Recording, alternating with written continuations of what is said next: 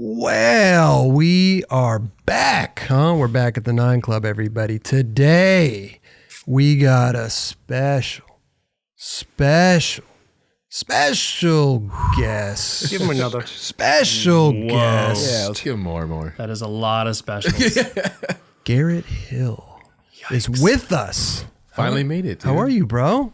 Guys, I'm doing good. You're doing good? You look good, bro. Yeah. Wow. First of all, congrats on 180 episodes. Thank you, bro. Appreciate That's a really that. good Appreciate job. it. We thought we'd thanks. celebrate Yeah. with Garrett Hill. Yeah. 180. I agree with this choice. I like it. Not a bad choice.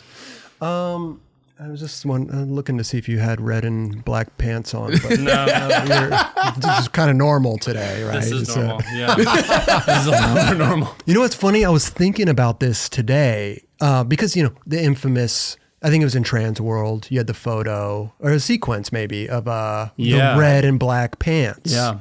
I mean, it wasn't even just in Trans World. It was an ad, right? It was an ad. Yeah, Yeah. it was an ad. Was it a for- zero split? That was actually an Osiris ad. Oh, was it? Yeah, I had a signature colorway shoe for Osiris, and it was okay. black and red, and that ad was to advertise that shoe. Oh, Yeah. so you did it on purpose. Actually, it's ironic though. It would sound like I would have done that on purpose, but Yeah. I didn't actually plan that. Oh, really? Those pants, at the time I was writing for a clothing company called Mata. Yeah. And yeah. Mata was going to give me a signature jean. And Okay. I was like, well, I want it to be half red and half black. So You thought they would sell well. Is that? yeah, is I it mean, good? I knew that at the time I was like, these probably aren't going to sell well, but I want them. You want them. So, but they were down for them, and then the samples finally came in, and I went and I filmed that trick. Okay. And actually, I wanted to like spruce that trick up a little bit because that was the first time that a 360 flip to 50-50 on a handrail had been done. Yeah. And I was super excited to film it and shoot it. And I was Okay. like, well, this will be a nice little cherry on this one. Little cherry on top. But it's funny because I mean, literally it's timeless though. Because to this day, I'm sure people even still talk about the black and red pants. I could be do, wrong yeah. to you. I mean, You know what it is? It's like it kind of went above just red and black. So like I'll get tagged if someone's just wearing two different colored pants. Someone will just like let me know. For sure, if you wear red and black pants, I'll know about it. Someone's gonna tag me and I will find out about it. what about just red pants? Because you were doing the red for a while. I was too. wearing red. Yeah, I was really into red, black, and white. Everything in my room was red, black, and white at yeah. that time, and, Bed all sheets? of my everything. Okay. Absolutely yeah. everything. Toilet paper. I had reupholstered. Yeah, it was white. I had reupholstered a chair, red, black, and white. I painted my bed red, black, and white. Everything. Really? The walls were black. Everything in my room was black and Seriously? white. Yeah. Like I said, it's Garrett Hill, red and black. Yeah. Kind of, you know, it's timeless. Was that the only trick that you filmed in those pants? Yeah, I didn't want to play the pants out. Just one and done. I was like, you know what? This is just like we'll do this one time and we'll see how this goes. But did they actually made the pants in production or no? No, it was about to go into production, and I remember getting a call from Reynolds, and this was at the beginning of Altamont. Okay. And right when Altamont started was around the time that jean was supposed to come out, and I had agreed to ride for Altamont, so it put a stop. You didn't to transfer it over to Altamont. They didn't want to do that. I did bring it up. Did you? I brought it up, but the Altamont team wasn't as excited about a red and black pant as the Mata team was. They're like, let's do black and black. Well, like, I don't know. Maybe you would have crushed it. Maybe it would have sold it really well. Who knows, right? It's possible. Did you do any other pants, dual color pants? I had a line with Altamont, and Oh, I did you? I did some signature jeans with them. Wait a but minute, where did you even get these black? Did you make them? Did you do like stitch them together yourself? yeah. Oh, you yeah. did? I had to go to a Okay. tailor, and it was really hard to find a pant that I liked that made that pant in black and also made it in red. So I had to bring both of the pants into the tailor and be Right. like, just Frankenstein both of these together. But That's incredible. that ended up working out. Wow. That's dedication, man. Yeah. I mean, Yeah. hey, listen, Trey flipped 50-50. This is no joke on a rail. It was scary. Wow. It was really what scary. was It it? took me 3 different times going back and Did on getting Hubba it. Hideout too. Oh, Hubba. Oh, yeah. Did it on Hubba Hideout, yeah. Wait a minute. How many stairs was that rail? 4, 7, 8? Eight stair rail. That's the rail at the what's the school the outlet is? El Camino. El Camino, that's right. Yeah. It's in the valley. Yeah. Right. Someone chopped that rail off. It's gone now. It is. Yeah. Well, you kind of did you grew up in the valley, or you grew up in Vista? Or you were born in Vista? No, a lot of people thought that I was. Oh, really? And for a time, every time I'd skate a contest, they'd say Vista. They'd be like, hometown, Vista, California. Why? Because Zero was down in that area. It was down in Vista. Interesting. Down in Carlsbad. Okay. Glad we can clear the air. Yeah. I'm not from there. I'm sure there's nice people from there, but I'm not one of them. San Fernando Valley. I was from the San Fernando Valley. Yeah. Gotcha. I grew up in the San Fernando Valley around the same area as like P-Rod and Mikey Taylor and Mike Moe. That's amazing. And Spanky. You grew up skating with P-Rod and Mikey Taylor, right? Yeah. But you didn't meet Mike Moe till later? I didn't meet Mike Moe until much later. Isn't that weird? Because he was kind of in the same zone. Yeah, but I met Jamie when I was 15. How were you meeting him when you were 15? Well, that's when I started riding for Zero. You got on Zero at 15? Holy shit. 15 or 16. Yeah. It was really, I sent in a sponsor me tape. I was riding for 16 skateboards at the time. Oh, and they're about to kick you off? Yeah, you had honestly, I felt like I was about to get kicked off. And how old are you? 17? Now you're gone. Yeah, you're I don't gone, care. We don't dude. care how good you I'm are. not sending you boards anymore. Yeah, so I put together a sponsor me tape on VHS, and I used a David Bowie song for my sponsor me tape. Oh, you put a song on it. Yeah. Okay. We got a pretty big production going on there. Well, when you send it to Zero, it's kind of like that's the image they have. I actually didn't send it to Zero. Oh. Yeah, no, I didn't send it to Zero. This was right around the time that Dying to Live came out. Okay. And Zero was like as big as Zero could be, and I was like, there's no way, there's no point in me sending a sponsor me tape to Zero at this time. But I gave it to the team manager of 16, and he was friends with Chad Foreman, who was at the time working for Circa.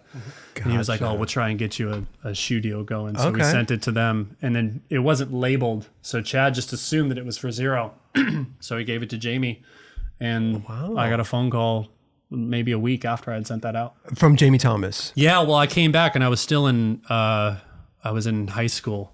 And I'd come back, and this was around the time where we were making like so many prank calls. Like we were prank calling everybody. But this is like Yellow Book times where like this is how we made prank calls. You'd go through the Yellow Book and you would find somebody to prank call, and you would prank call. That's a funny name. Let's call him. Yeah, this is a weird name, or like what's the number to REI? I don't know. Look in the Yellow Book. Yeah, exactly. So we would be making prank calls, and I came back from school one day, and there was a Post-it note on my desk that said Jamie Thomas called, and there was a phone number. I was like, this is the stupidest thing I've ever seen in my life. I'm getting pranked. Yeah, I was like, for sure, one of the like millions of people that we prank called is finally getting their revenge on me. And this is your parents leaving a little note. This is my dad. Yeah, my dad left a note on my desk. I was like, Dad, like, who was this? Yeah. This wasn't Jamie Thomas. And so I honestly didn't think anything of it. I wrote it off. And the next day, I got a phone call again from Jamie, and I was there at the house at the time. I had put my house number on the video. The tape, right. If you don't if you don't know what a sponsor me tape used to be, which a lot of kids nowadays don't know what it was. Right. You would put your name and your phone number on there. That's just what you did. That was your calling card. You know? So I put the house number on there, because the Nokia 3300 hadn't come out yet. Did you put your age on there too? Yeah, that's what it was. Age 15. Age and house number. That's what goes on the sponsor tape. And I was at the house, and I remember answering the phone, and I knew instantly that it was him, because I knew how he sounded. And I remember just being so like, I felt like someone had punched me in the stomach. Like I couldn't breathe. I didn't like know how to respond to his questions because I wasn't able to like talk. Right. So that was really interesting. But but basically he was like, yeah, I saw your sponsor me tape and I really liked it and wanted to see if you want to come down and meet some of the guys and skate for the weekend. Way. Trial. Little test you out. Yeah. A little test around. Trial by fire. Yeah. Test me out. So now you're in the San Fernando Valley, you're 15, you got to get down to like Vista area, right? Trains. Seriously, I'm taking you took the Amtrak. train? Yeah. No way. If I wanted to ride in style, I was taking Amtrak because the Amtrak was like $22, and Metrolink also went down there, but Metrolink was like $8. But it took way longer because you had to stop in at LA Union. And you Station wanted to before get going down there ASAP. Yeah, I needed to go. Right. So what ended up happening was I left. I was in 10th grade at the time, and my brother Gantry had just graduated. He's 2 years older than me. So he graduated and I was fresh into 11th grade. And I was like, you know what? This absolutely sucks now because I have no friends. I hung out with Gantry and all of his friends because none of the dudes that were my age liked me. and so I convinced my parents to put me in a homeschool. And so I would homeschool from Tuesday, Wednesday, and Thursday. And then as soon as homeschool was done on Thursday, I would jump on the train and I would head down and stay in Vista for the whole weekend and come back on Monday. Where were you staying? From Vista. Yeah. Yeah, that's Which right. makes That's sense. true. That's It makes true. sense. Were you staying at Jamie Thomas's house, or where were you staying in In the Vista? beginning, I was staying at Jamie's house. Yeah. What are you're 15 years old, you're taking Amtrak, and then now you're Yeah. staying at the Chief's house. Yeah. That must have been a fucking... It was insane. Yeah, it was Wow. insane because he lived in such a nice house. And I was like, skateboarding gives you this? This is psycho. This is insane. I was like, from that night on, I was like 100% on board. I was like, were. if this is what it's like. I'm like, I'm fucking down. And so how long after did he put you on the team? It was probably, I'd say like maybe 5 months after that. 4 or 5 months after that. That's pretty quick. Yeah, That's it pretty was quick. it- Some it- people are it in was flow pretty for a year or two. Yeah, sometimes, I never on- felt like I was like, when is he going to put me on the team? Because like things were moving along pretty quick, you know? Was the Black Box Park there at that point? Yeah, the Black Box Park was there, but it wasn't. It was a smaller building when I. yeah. So there wasn't like no bunks there or anything to stay in, right?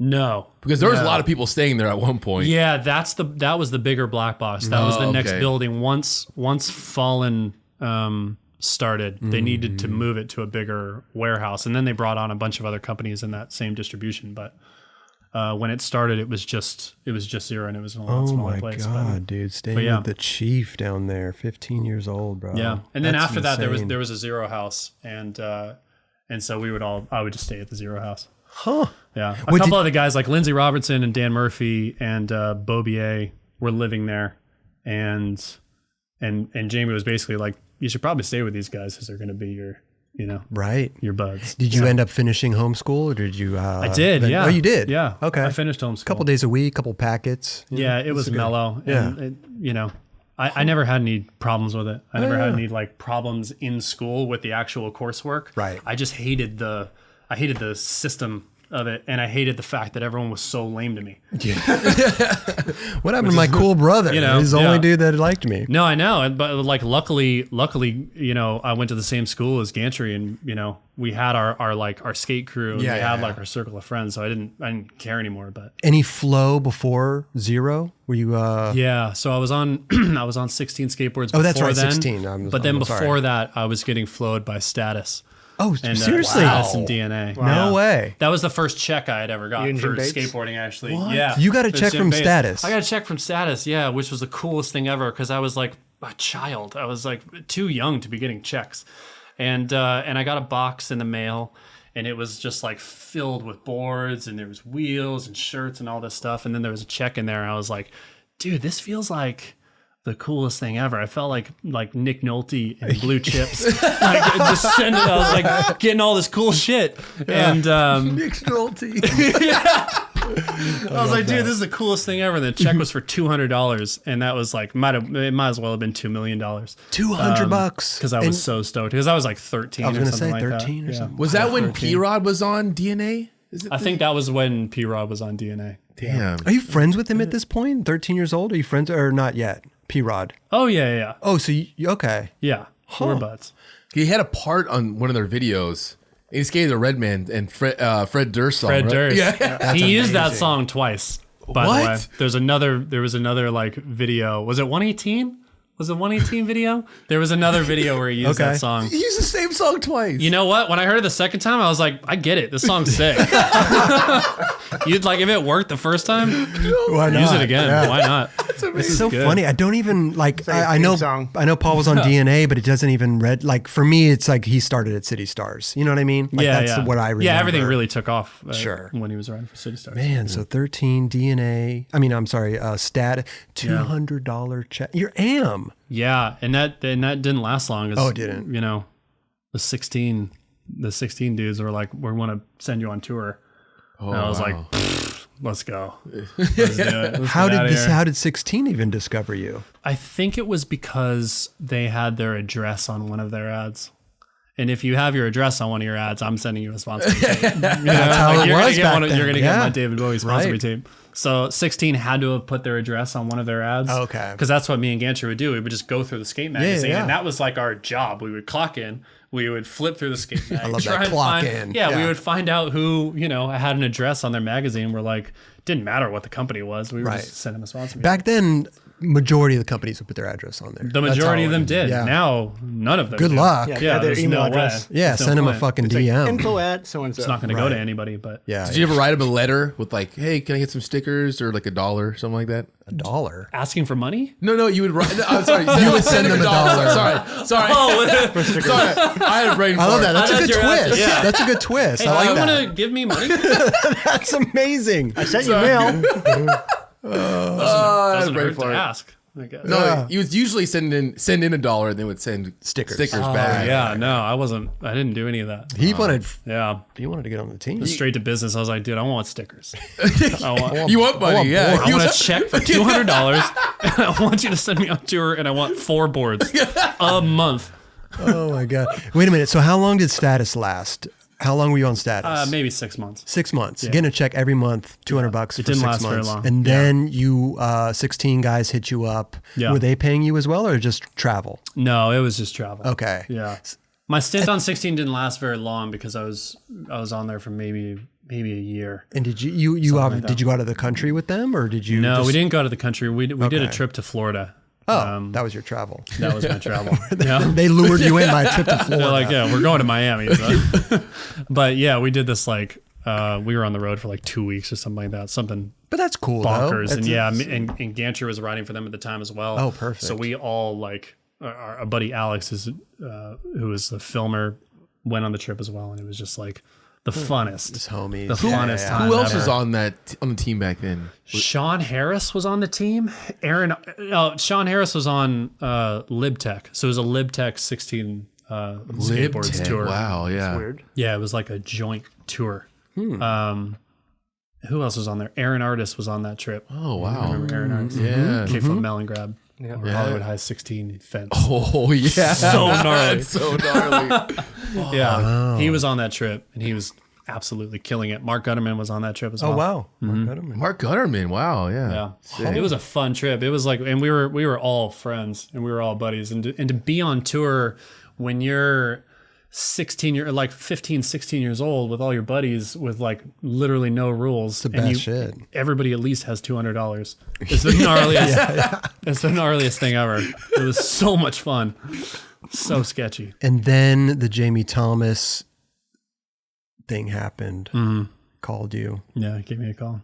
Then you went down there. And Yeah, the went rest down there is- and it just worked out. And I remember driving up. crazy. I remember driving up to the skate park and I remember seeing Lindsey Robertson outside and I was like, "Oh my god, it's Lindsey Robertson!" Dude. I was so enamored because Dying to Live had just come out. It was like maybe a week after Dying to Live had come out, and I tried to go to the premiere of that, and I couldn't get in because someone broke a bunch of windows outside of the theater Oh, down in shit. San Diego, and I couldn't get into the showing. Man, heel flips, bro. But dude, so Lindsey good. was just like That a part. living legend Yeah. to me at that time, and I saw him outside Black Box. I was like, "Oh my god, this is insane!"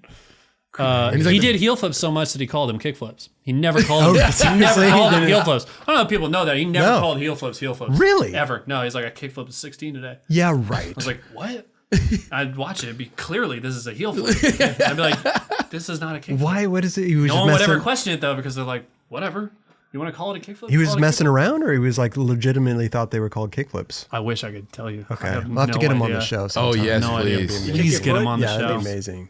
Please do. I've never met the guy, but he's, like you said, living legend, bro. Like, Yeah. everybody loved Lindsey Robertson. He's a chill, funny ass dude. Yeah. Yeah, it's funny how gnarly he would got. The dudes that are so gnarly are sometimes the chillest dudes. Yeah. Weirdly enough. This part was insane, dude. So you must have been ripping at 13. I mean, to get on these companies, and then Jamie Thomas hitting you up. Like, what was in the Sponsor Me tape with the, like, what was your best? I feel What was like- your last trick? yeah, bro? what was your last trick? Dude, that's a good question. I don't know what the I just last want to trick know was.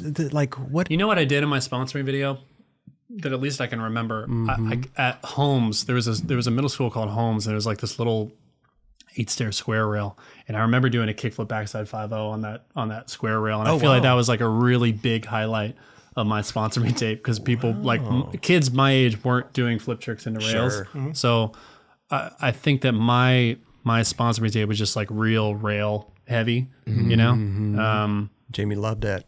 Yeah. Yeah. He was down. It's like single. He's like, no ledge tricks, no manuals. Yeah. Boom. I'm like, oh, You're in there. you're in. Just quick hits. Yeah. And you're a pretty tall dude. What are you, 6'2"? 6'2". 6'2"? Yeah. Were you tall as a kid also, or did you hit a spurt? I was pretty gangly. Yeah. really? I was pretty Okay. gangly as a kid. I always had pretty long legs. I sometimes ran track and field and stuff when I was a kid. Oh, you did? Yeah. I was really good at high jump and long jump. Yeah? I held a record for a little while. At your school? For sure. Were you in the trophy case at school? Did you have a little... My name was on the pamphlet. Okay. Perfect. It's a big deal. Long jump. It's a big deal. Yeah. You think you're still pretty good now? You think? I actually tried long jumping not too long ago, Oh, really? and it went over really well. Oh, did it? Yeah. What Went happened? over really well. I posted the video. And I was like, well, I'm going to lose all my followers posting this video. And then I put it up, and it was just like, people were so stoked. Were you little short shorts and like the No. whole thing, or what? No, Tank top? shirtless. No. Shirtless. Shirtless and jeans. Long jump in jeans. Not with the no normal shirt. uniform when you go long jumping, but that's what I had at the time. What was the inspiration to go? for it. What was the inspiration to do it again? we were at a high school, and we were skating around. It was super windy, and I saw the track and field, and I told the exact same story to the guys I was with that I just told. I was like, listen, I was in the pamphlet. I'm kind of a big deal in track and field. I used to be able to long jump really far. Right. I'm going to show you what's up. And then we all had like a long jump competition. And you won. I did win. Wait, they had you run and then jump into a pit of sand, right? So they had that whole kit there at the How school. far? Yeah. Yeah, did you measure it? Dude, we didn't measure it, but it had to have been like 30 feet. 30 feet. I love that. It was so far. Long legs, guys. It was, pretty far. Hawk's fucking vert ramp. It was No, pretty I just far. remember playing they had on the Nintendo, they had the Olympics thing. And you had to do the thing real quick and then do the long jump. The pad that you had? Like No, it's a little on the Oh my controller. God. You'd have to fucking... Move the legs super fast. Yeah. And then they'd run. That's what it is. You run and then take one big step, another big step, and then you'd Launch. fly, right? Is that the technique? Yeah, you kind Something of like that? something like that. Yeah. Yeah. Oh, You got it. track and field, man. I'd love to try that. You want to go? I would love, next time get me up. Love to try That's that. gonna be a fun phone call. Like, hey, dude, I'm going long jumping today. Do a you great want to come with me? Yeah. Pole vault? You ever try the pole? That's interesting. No, my the pole uncle vault. was a pole vaulter, but he was doing it back when they had bamboo sticks. Oh, God. And bamboo poles, and you landed into sawdust. That's what it used to be. dangerous a little bit. Yeah, he was gnarly. Oh, Uncle Luke was gnarly. Uncle Luke. Uncle Luke invented the ratchet wrench, actually. Really? I'm not kidding. Your Uncle Luke invented the ratchet. Yeah, he did. Did And he you had have- patents on it and sold it to Sears, and he owned the patent for 20 years. Seriously? Oh my god. Yeah. He must have made a fortune. Yeah. He put everybody through college. Wow. He was the sweetest guy ever. That's incredible. Uncle Luke was the best. Yeah. That's incredible. Is Uncle Luke still with us? No, Uncle Luke is wow. not still with us. But we used to go out to South Dakota where he lived, and we would spend all of our summers with Uncle Luke and all of our extended family. And it was always just like, it was the best time ever. I mean, literally, Uncle Luke revolutionized the tools. yeah, 100%. That's insane. Yeah. And that patent was totally original. He was the first one to think of that mechanism to where you can turn a bolt and then it would crank back without turning it, and you can keep turning it and tightening and tightening. Did he ever tell you like the story of how he thought about it, or? I don't think I was pretty young. He was probably fed up with just not regular smart enough to ask that question. You know what I mean? Like, this is a great thing to dive into and learn about. But well, funny enough, that tool is now used for skateboarding. I know. Yeah. That just the ratchet on the skate tool changed everything for skaters. Seriously. Yeah, there's a lot of skate tools that have that ratchet mechanism. Oh my God. The silver tool is the best. That's right. Yeah. That one's got it. Oh my God. Uncle Luke. Yeah. They don't even know. Hopefully the family still getting a residual. All because of Luke. No. Well, the patents run out after a while. So then he doesn't own it. So then it's free, right? It's free technology. Anybody can develop their own ratchet. And again, right? I wish I would have like talked to him more about this side of it. Did he call it ratchet or? Oh, he did. He did the whole. Wow. did the whole I wonder thing. why he didn't name it after himself, like the Luke. The Luke. Yeah. That would have been pretty cool. Yeah. I don't know. I can't ask him. These are the questions I love to know the answers I know. to. I wish I had an answer kind of for like you. a negative term. Ratchet. Ratchet. Well, not in tools, but maybe in the streets. It's amazing. Yeah. So now, where were we? We were going to Zero. Now you're fully on Zero. Yeah. You're doing it now. Are you going out and filming with the chief and doing all that and filming probably for a video? Well, I immediately started filming for New Blood, and that was like my first premiere part for Zero, and for any company really. That was the first time that my footage was going to be shown on like a big platform. Nervous? Oh yeah, I was so nervous. Yeah, man, that was insane. Plus the team that's around you is insane. So that must have ramped up. Just like I gotta kind of. I mean, you're already good. Don't get me wrong, but these guys we were all like compete. So we spent. It was like putting everything in a pressure cooker because we were with each other for such an unbelievable amount of time. Yeah. You know, for that many people to spend that much time together is pretty rare. But we were always around each other and we were always filming with each other. So we knew where everybody's parts were at. So we really were always in competition with each other to try and beat out each other's parts. Wow. Because we were all skate together, so we'd skate the same spots. Sure. So even at the spot, would you guys be like somebody would try to get out of the van and do this trick first? Yeah, 100%. Really? You'd get these like bonkers tries of like getting out of the van after a long dry, and someone tries like a back 180 nose grind on like the sketchiest spot ever. Without no warming up, just I'm going to go. Well, you can do it. Like the filmer's running out of the van too, like unscrewing the lens cap, like getting ready. And we're all handrail skaters, so it's like we're all fighting for the same tricks, you know? Oh my God. Wow. That's insane. Totally not my style. Tommy Sandoval wouldn't care though if you started trying something. He would just try it anyway. Oh, you seriously? I want to do it too. Yeah.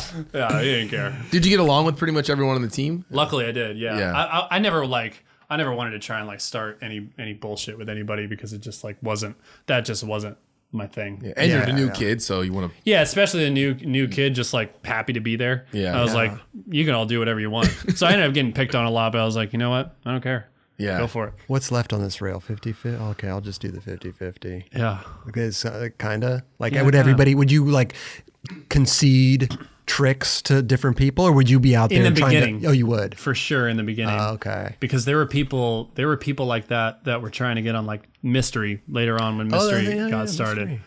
And if those dudes were like not stoked on that dude trying their tricks, like if you heel flipped, you weren't getting on Mystery because of Lindsay. That's like pretty much no, but like Lindsay kick flipped. Yeah.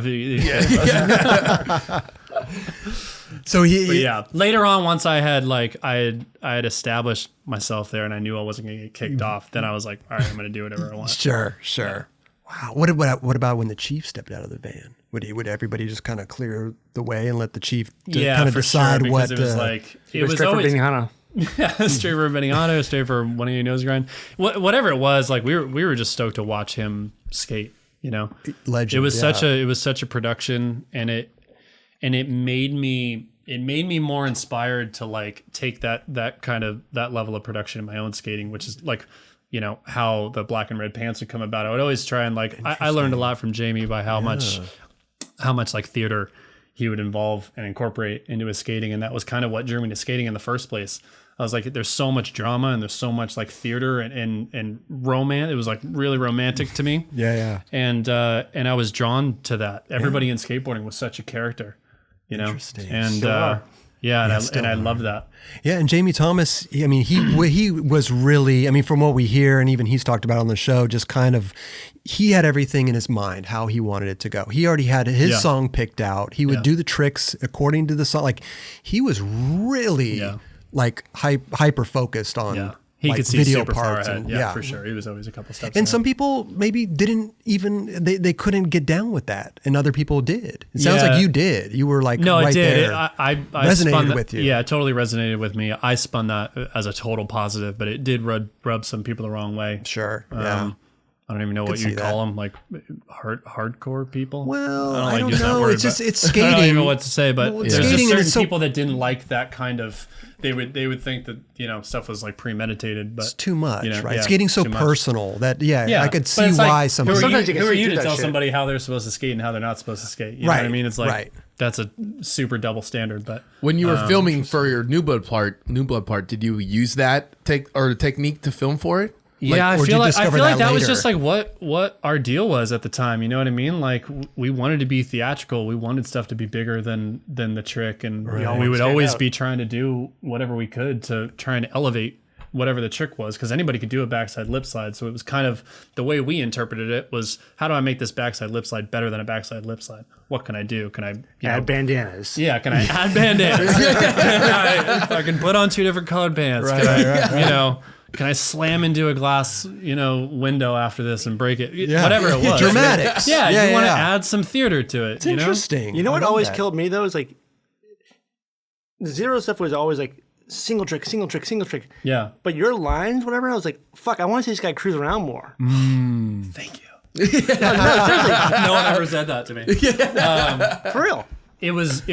We were pretty hard pressed to get a line in any of those videos, to be honest, because we had such that was just like the deal. Well, it was shotgun editing. That was the as brand. Well. Quick single tricks one after another. But I did try pretty hard to separate myself from what I knew the other video parts were going to be like, just because you got to stand out somehow. You got to try and separate yourself a little bit. Yeah, the shotgun editing. I mean, it worked for them. It was like it was their their brand identity almost. Their videos and everything. Yeah, and like a Ryan Smith part to like a Nirvana song. Oh my god, like epitome of shotgun editing, or like a Trainwreck part to Slayer. Like, yeah, that's shotgun editing. Yeah, right? That's sure. quick. It's like barely any run up. You basically get to see the trick mid-trick.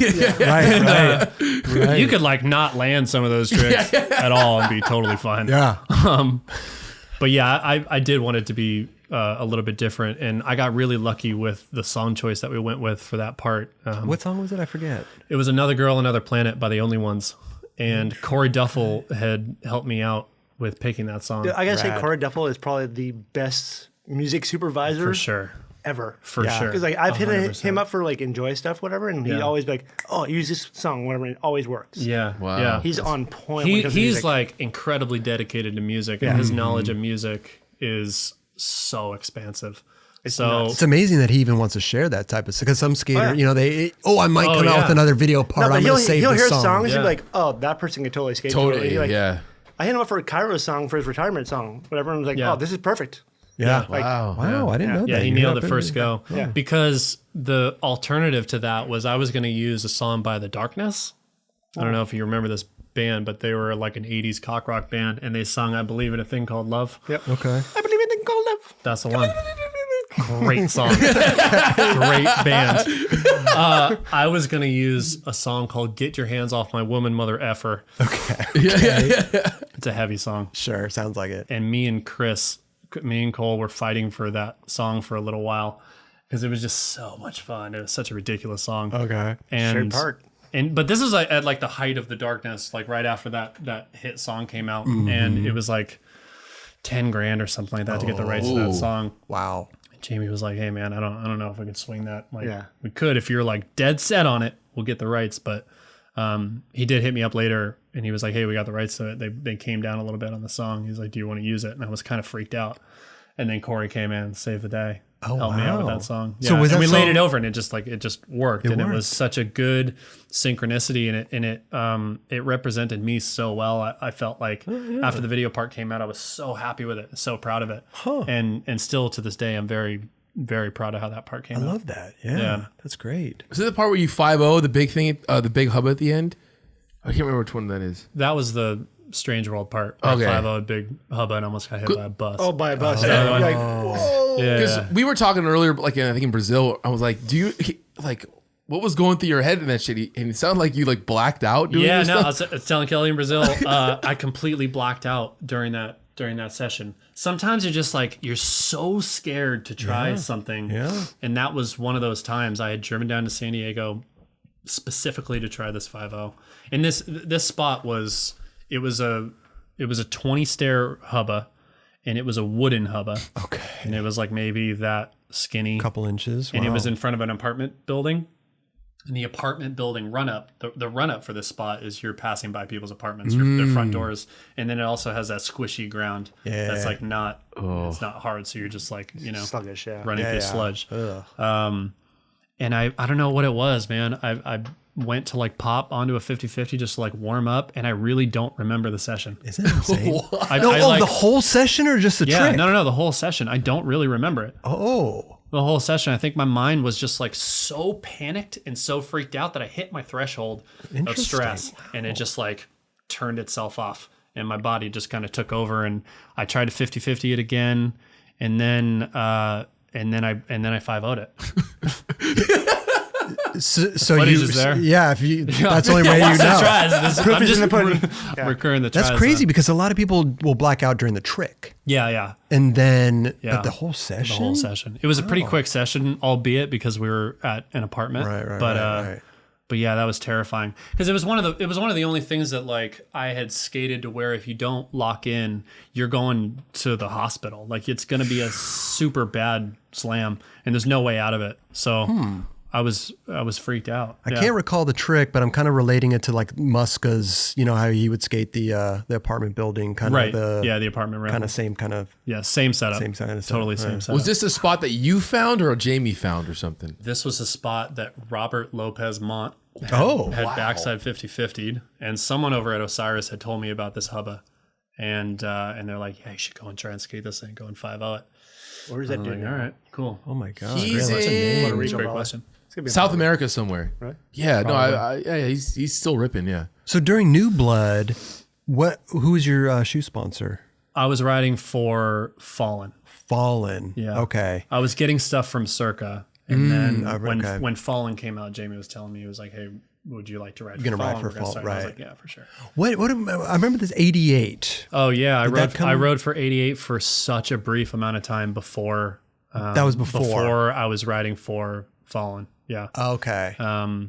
80. Corey. I became friends with Corey on a Zero trip. We went up to San Francisco, and I met him, and I was like, dude, this guy's such a lunatic. He's such a character. I love this guy. Right. And how could you not, right? Yeah. And I was like, this guy is everything I want in a friend. He like wears top hats. He like has a bunch of cool like dangly pirate earrings and like all this cool shit at his house. I was like, this is a match made in heaven. Right.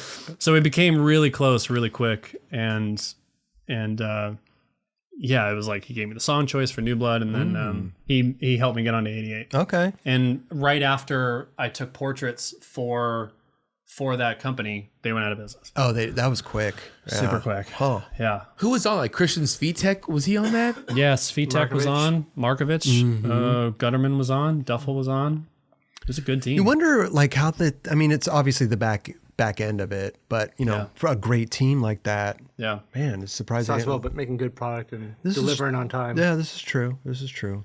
Wait, you initially said you sent your tape to Circa, right? In the beginning, your sponsoring tape? Yeah. Did you ever get shoes from Circa? It didn't last very long. Oh, so I think I got a few boxes from Circa, but then I got hooked up on 88 through Corey, and then Fallen started, and then I made that transition over to that. And then so it's kind of Osiris was after Fallen? Osiris was after Fallen. Oh, okay. Yeah. I started riding for Osiris. When did the pro board come into the picture? I believe I was 18 on my first board. So that was after New Blood. It was after New Blood. And then I released another part, the promo video.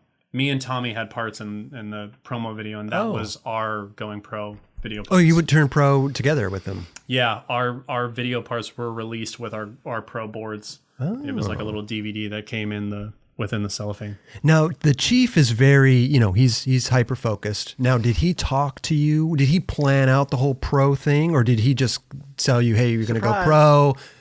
People are asking for your board. No, I didn't know about it. And Oh, then really? I was at Black Box one day and I went up into the art department and he was just like, which one of these graphics do you like better? And the boards had my name on them. Really? He's showing me right now. And that was like him telling me that I was going pro. Huh. And there was two different board graphics, and I was like, well, I like both of them. Good answer. Good answer. And so we released both At the same time. Yeah.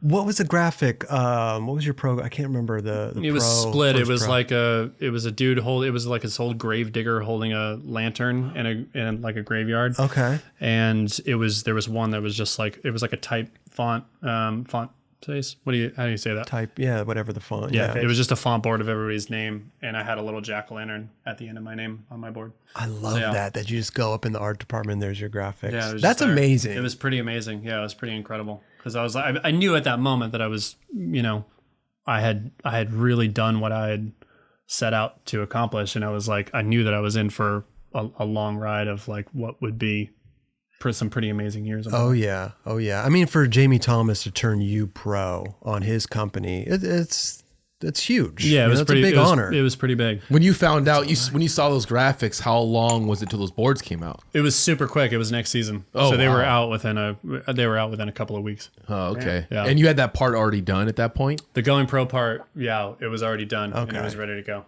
So you just So it was all just bundled up and it was ready to get shipped out. So he had planned it out with the parts coming out and all that stuff, and then your graphics, and then he just kind of he just like hit us with the Did you Easter know your egg phone one for day. that part, or he just made that part? No, he was like, hey, we have a video coming out and you and Tommy are gonna have the main parts in it. I was like, wow. Okay, Yeah, so you guys are just filming regardless. that's cool. And then were you staying in Vista at that point? Were you going back and forth still? I never like lived there full time. Oh, okay. I was like only going there on the weekends, so I'd leave like a Thursday to Monday. That was my shift. Like a weekend warrior. Yeah. No. But would they ever come up to your zone and skate? Yeah, all the time. Okay. We lived all over the valley, and we lived up in Valencia for a little while where Six Flags is. And we would always have people come up to our apartment, and we had figured out how to like sneak into Six Flags. So anybody that came up to stay with us in Valencia, we'd sneak them into Six Flags to show them a good time. That was our deal. How would you sneak into Six Flags? Yeah, you're going to divulge that I feel information, like instinctually, I don't want to do this. Let the kids know. I feel Pass like- on your dude, your knowledge. I'm sure Pass they- on your knowledge. close a hole in the fence or Man. whatever by now, but I mean, the thing I have to consider is that if I do talk about it and someone burns it, I'll never be able to sneak into Six Flags. again. have you done it recently? No, I haven't. Like, I did no, it last weekend. kind of just want to leave that door open for me in case I Okay, get the. well, listen. No, you know what? Screw it. It's time. It's time to pass the torch. How you sneak into Six Flags is through the re-entry gate. Okay. The re-entry gate. All there is one kid working there, and it's for sure a high school kid that's never had a job before because they never care. Okay. Like checking people on the re-entry gate is like the very least of Six Flags' problems. Somebody right? needs to go grab something from their car. They come Exactly. back in. They come back in. Just make sure that you have the stamp, right? on their They hand. stamp you when Okay. you leave, and then you come back with the stamp. They put your hand under a little black light. Sure. And then if you have the stamp on your hand, you're good to go. But if you leave and you like go get food or wash your hands or something, it smears the stamp.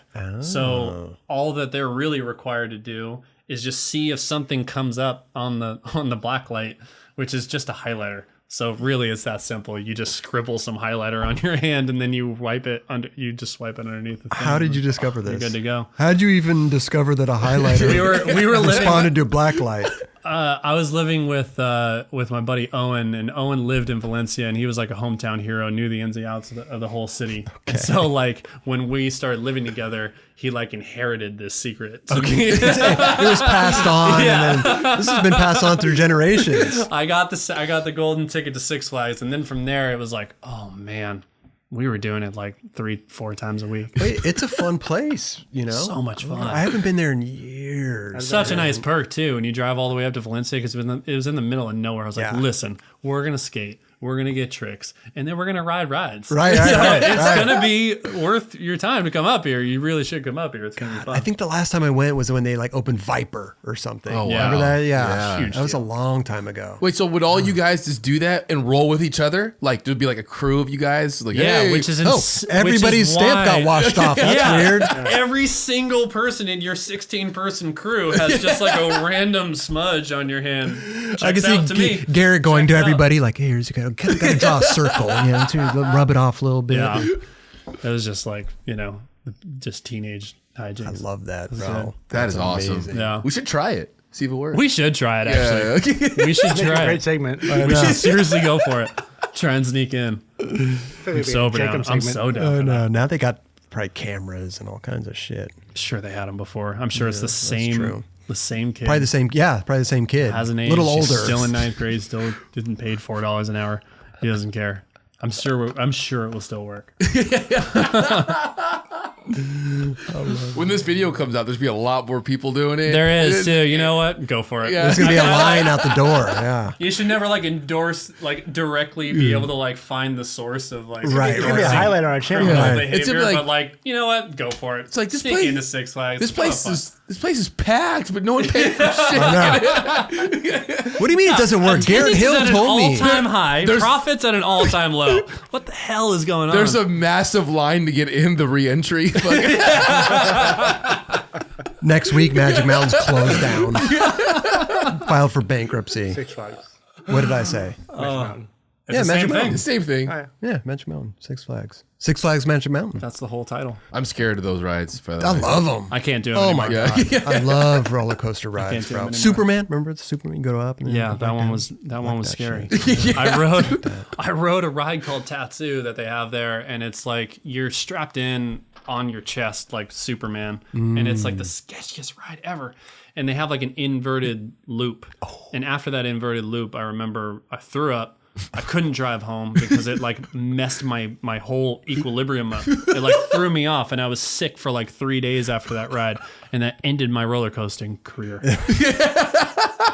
I was done after that. No wonder you're giving up your secrets now. Yeah. It's like Yeah, the no, I can't magician. go, The yeah. magician never reveal. Yeah. Now he's revealing. Yeah. He's like, I'm retired. Like that show in the 90s of the magician wearing the face mask. Oh, that was Tim good. Finally, gives up all the magic secrets. That's how they saw a woman in half. Interesting. I love that show. God, that was a cool show. Well, there's one thing that I want to talk to you about. And, we all kind of, sometimes we all want this viral moment in life. And you actually got a viral moment in life. You were skating up with a, whole bunch of coffees and you slammed and you, it went viral. And it still goes viral. It has, it resurges once in a while. It just comes up out of nowhere. The video has its own agent. See? Now, what was the story? I mean, obviously, you're on a skate session. You went to go get coffees for people, and you came back and you slammed. It's that simple. Right. Well, people were asking if it was staged or something like that. Yeah, and I get that. I get why people would think that was staged, because there's some times there's just some moments that happen where you're like, this is just too good to be true. And I think it comes from just kind of a pessimistic, realistic side of being there's no way that this happened.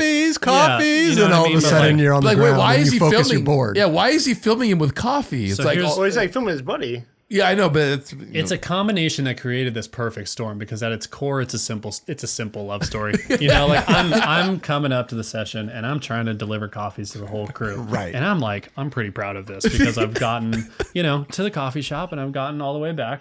No drama, no problems. Yeah. Everything's going good. You're the guy who goes and gets water for people on the session, and what a good friend. Right. Absolutely. I'm trying to be a good friend to my team, and I've got these coffees, and the majority of them are hot.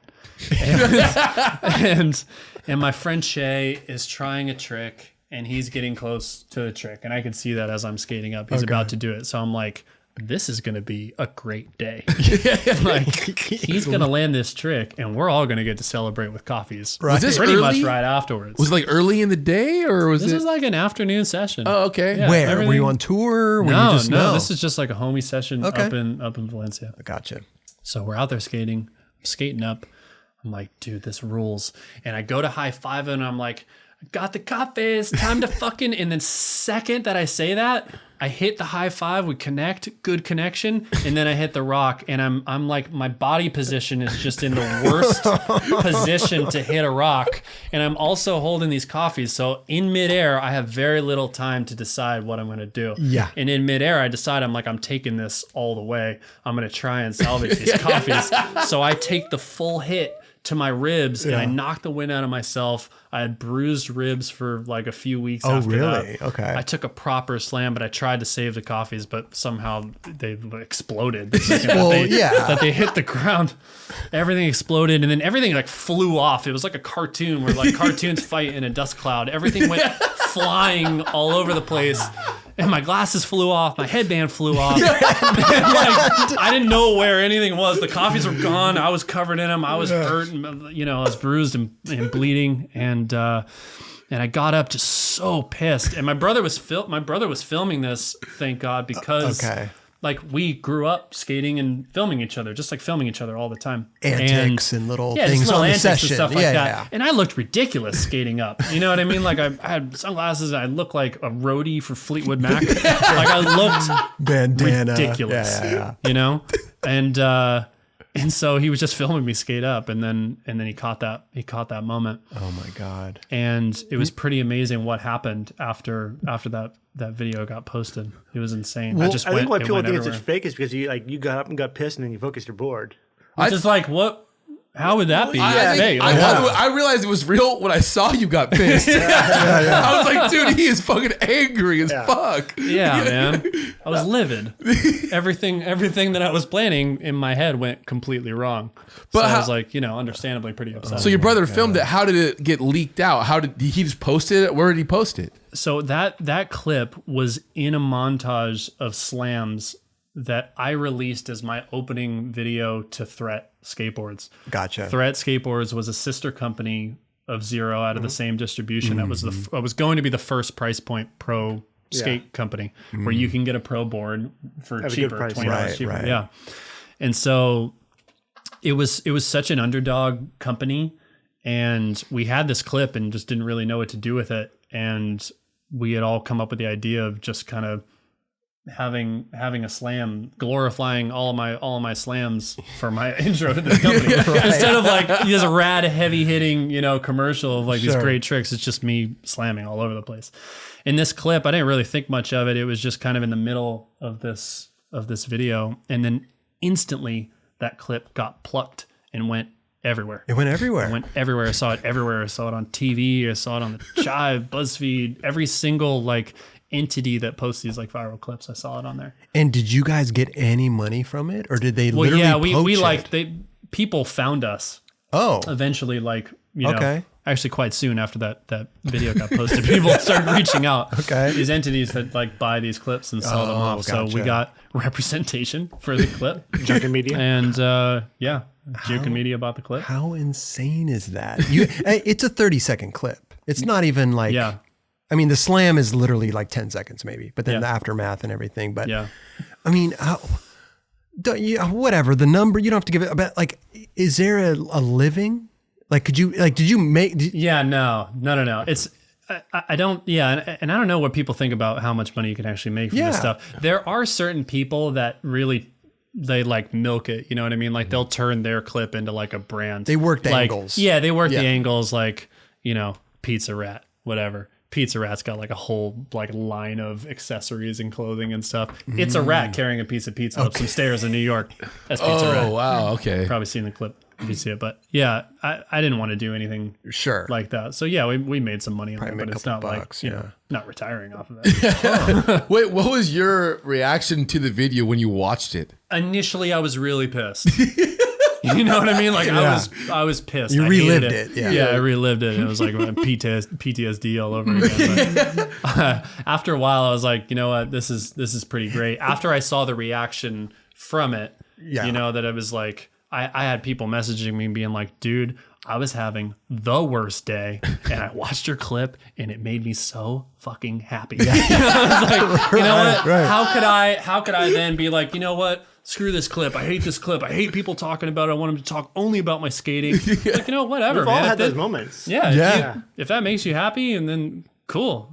How could I hate this clip? Oh my God. No, the question I have, and maybe other people have this too. Did you go get more coffees for everybody? That was it. No, you didn't go back and get other. No, but like some amazing things happened as a result of that clip. Shortly after we sold the clip off, I was asked to go on like a comedy show called World's Funniest Fails. Oh. Terry Crews hosted this show. Oh, shit. So what it was in the same vein of like America's Funniest Home Videos. Sure. They would show slam clips and then they would talk about them. And then every once in a while, depending on the quality of the clip, they would have the actual person in the clip come on the show. And then they would talk about it a little bit. So I was that person. At the end, I was there. I was sitting in the taping, and they announced me, and the whole panel of comedians ripped the clip apart. Okay. And then Terry Crews invited me up on stage. Wow. And then they made me a skateboard with coffee cup holders attached to the skateboard, and the skateboard had like monster wheels.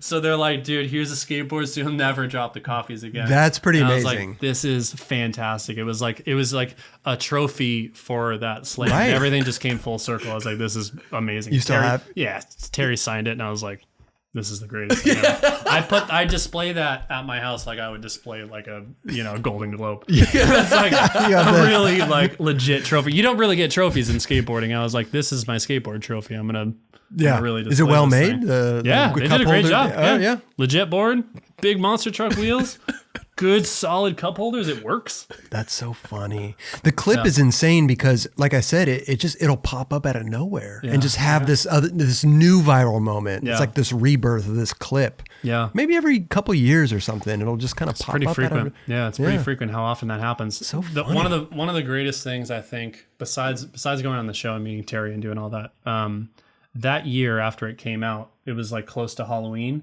and there was a couple people that were Coffee Slam Garrett for Halloween. Yeah. Ryan Reyes was one of those people, but there was like 3 or 4 other people that dressed up like me, and they had a buddy. They recreated everything perfectly, and they would just go around to skate parks, high five their buddy, and eat shit with coffees and just slam. And that was their Halloween costume, which is pretty cool. I love that. Yeah. Everybody wants a viral moment, Yeah, I mean, it could be word. It's such a bummer because the way that people use that word, you know what I mean? Like, yeah, we want this to go viral. Like, this is such a viral brand. Like all that stuff. For like, sure. Yeah, I think there's just like there's certain things that everybody can connect with. You know what I mean? Yeah. Like everyone can connect with someone falling down. Totally. Man falls down. It's so simple. Anybody would think that that's funny. Right. So maybe someone that watches a 3-flip grind in red and black pants doesn't care. Sure. It just doesn't speak to them. No. But me falling with a bunch of coffees, they can relate to that. And then we share this great moment. Coffees, got the coffees. Fucking boom. It's like so stoked. Oh, so stoked. To so pissed. Yeah. Like Mood swing. Yeah. As is life. This is true. Doing great 1 minute and then a fucking next minute you're doing awful. This is true.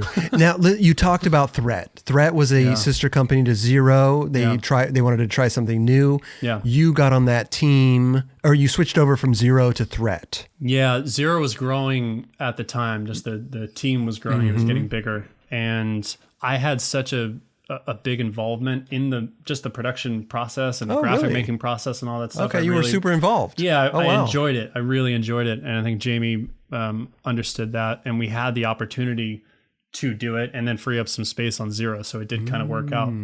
Okay. And so we started Threat, and it was always going to be this like ragtag group of underdogs. And we found the gnarliest gem in skateboarding, Forrest Edwards. Yep. Yeah. wow. And Yes. he was just the most fascinating human being. This is true. Everybody, 1 in a million. That's when Yeah. everybody kind of... Yeah. So that was our thing. And he hadn't really put out a video part, and we were talking to him about Threat. I remember calling him. And we're like, yeah, we think you want to put out a video part, and let's see how it goes. And then it could lead to you going pro, and we would kind of headline this company for a little while until we built it out. Right. And he was on the phone. He was just like, yeah, no, I want to go pro right away. Yeah. So and we're like, fuck. we hung the phone up, and then me and Jamie talked about it. And we're like, yeah, maybe we should. Maybe he's right. Maybe just turn him pro. Okay, yeah. Get a strike where the iron's hot. You know? Sure. Yeah. That's true. That's true. Well, the Threat only lasted like a year. Yeah, it wasn't around for very long because like there's so many things that have to fall into place for a brand to work, especially a board brand. But you would think that Zero now sister, this is just going to work, right? This is 100%. it's going to work. Yeah, but price point's tricky. Yeah, this is tricky. true. This is true. The crux wasn't that our foundation or our concept wasn't working because kids love that idea. They love the idea that they could get a pro board cheaper, that was a Zero board for cheaper. Yeah. So that aspect of it was a really good idea, and that was working and catching on. But Black Box at the time was going through so many changes, and it was downsizing. And in order to like, you know, put emphasis on the things that needed to have that emphasis, it was like the mainstay companies of the distribution. So all of the efforts had to revert back to Zero and the companies that were keeping the distribution going. I feel like e-commerce was like as big as it was now. Yeah, I feel like Threat could have like killed 100%. Yeah, like the timing was everything, and it, like everything was working really really well. And I loved going and creating those graphics and working with different artists and going to do that process, and just having a more hands-on experience running a brand. Right. Yeah. So it was a lot of fun for me, and I really enjoyed it. But you know, the timing of it just didn't work. Sure. Why was it a price point? Like why could you make it that cheap at that point? They want to use in two color graphics. Is that what it was? A lot of it, yeah. Yeah. In the beginning, it was super simple. It was just 1-2 color graphics. Okay. Like I was saying, it was really affordable to make. But the sister company was just like, if you're a skate shop and you're ordering Zero boards at a certain price, and then you want to add on to that order, you'd be like, oh, we have this whole other brand that we could sell you for even cheaper. It just adds on orders, and it's Was there simple. a thought of going into like big box stores with that brand too, like selling them to Walmart and these? I don't think we ever got to that point. No. We were still growing and still trying to figure out getting our foundation and our pieces together, and I don't think we got to that point. Right now, that brand could kill it on Amazon. Yeah, for sure. Our graphics were super fun. We had like, you know, really good graphics on that. On that. So the manpower wasn't there. To build this company, like you said, everything kind of had to go back and refocus on Zero and building that. Yeah, and at the time, sustaining that. Yeah, and at the time, I didn't have the wherewithal to be able to just take the company outside of Black Box and, you know, take it somewhere else or whatever, because it was still the majority of it was Black Box. And even then, would it even work outside of Black Box? You know, it's a whole thing. Who's that deal with Threat?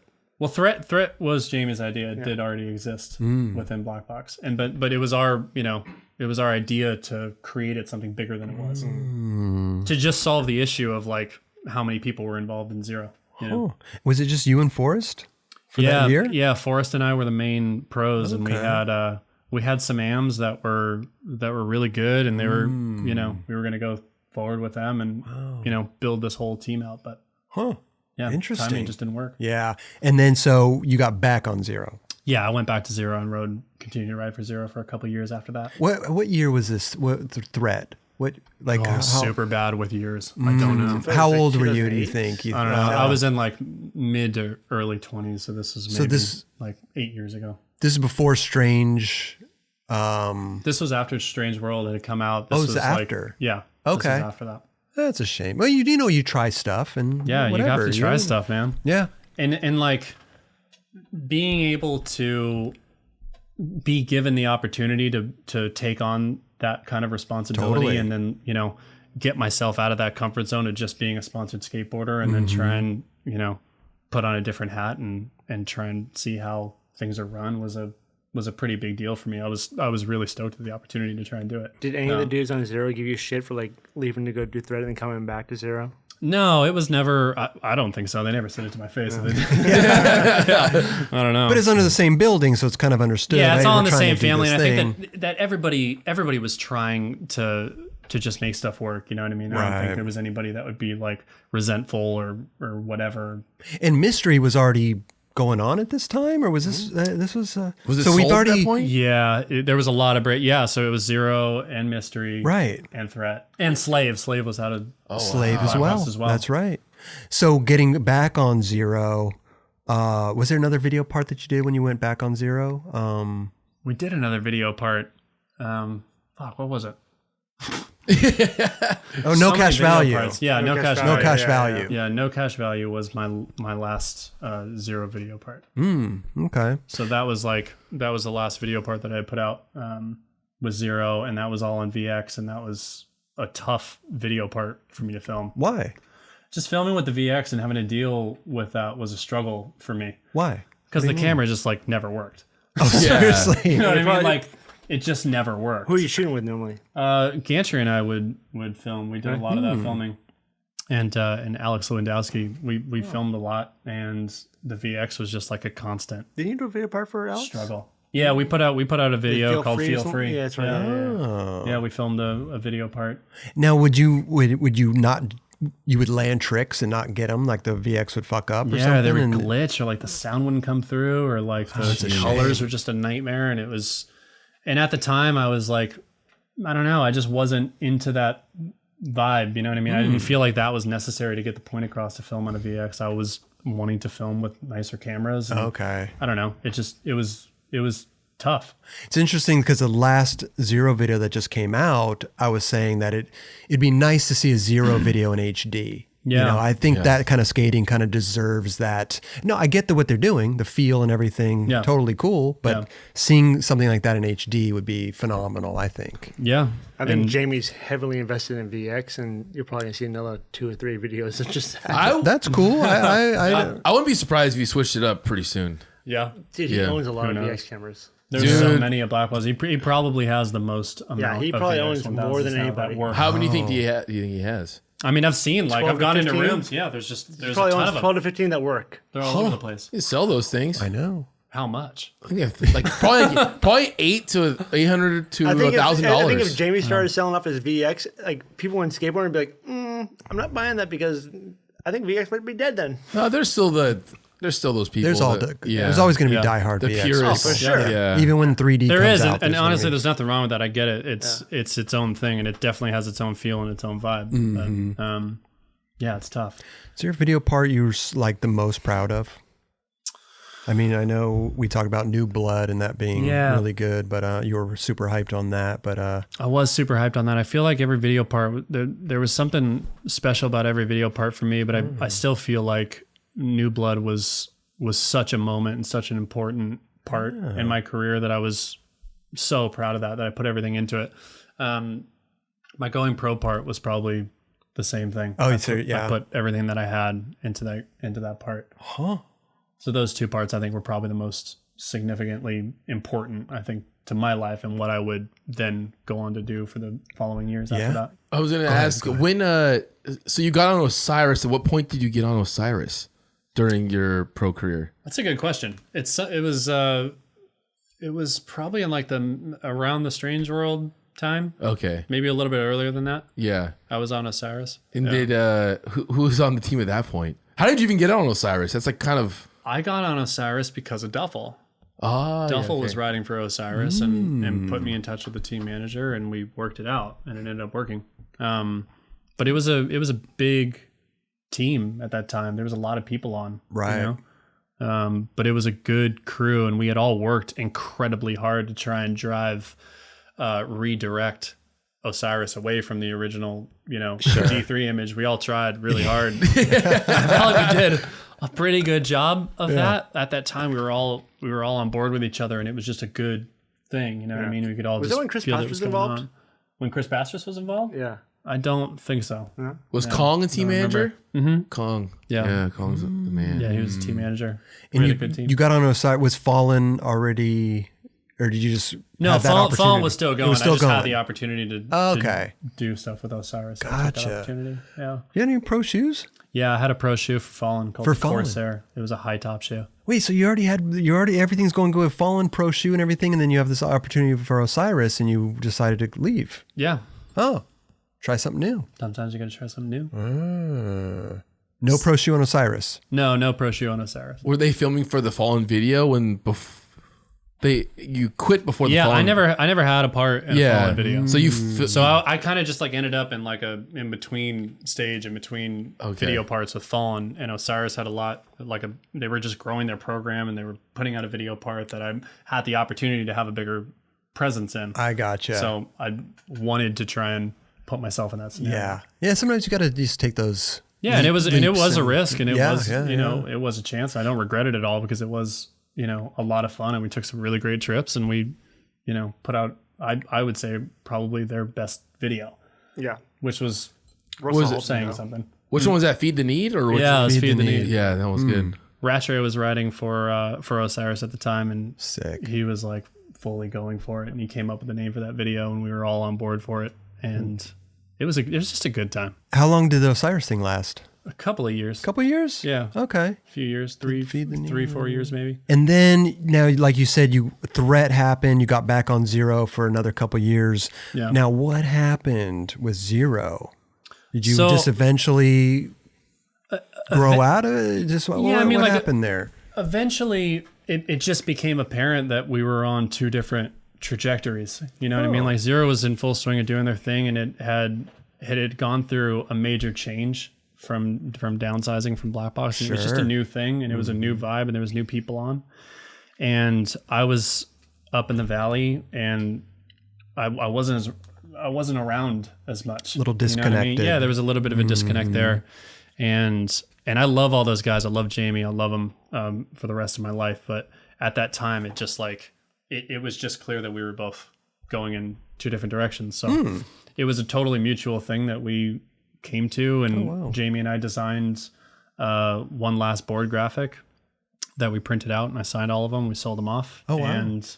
And yeah, that was kind of that. Was it bittersweet, or did you have any maybe regrets about having? I didn't have any negative connotations to it at all, because it was a mutual decision that we came to. That was the right decision that we, because you were still a young dude. Yeah, so it wasn't like I was in my mid-20s, and it wasn't like I wasn't devastated by it. You know what I mean? And you still ripped. Here's the thing. I'm not the kind of person that would just like look back on stuff and be like super bitter about it. And like, anybody can come up with a million reasons to hate something, but like I wanted to look back on that and just have good memories and remember it for all of the good times that we had and how incredible it was, and just put that bookend on it rather than, I don't know, look on it with a kind of negative way. fizzle out maybe. Yeah. Because at the time, I mean, you're still ripping. I mean, right now, you're fucking killing it. Did you ever? Okay, Zero's done. Are you going to look for something else? Did you ever have that? So what ended up happening was during that time, skating was just changing. The industry was just changing. Social media is coming into play. Yeah. And like, everything was just different, and my career was changing and evolving, and I didn't know exactly what like the next 5 or the next 10 years were going to look like just as a sponsored skateboarder. Okay.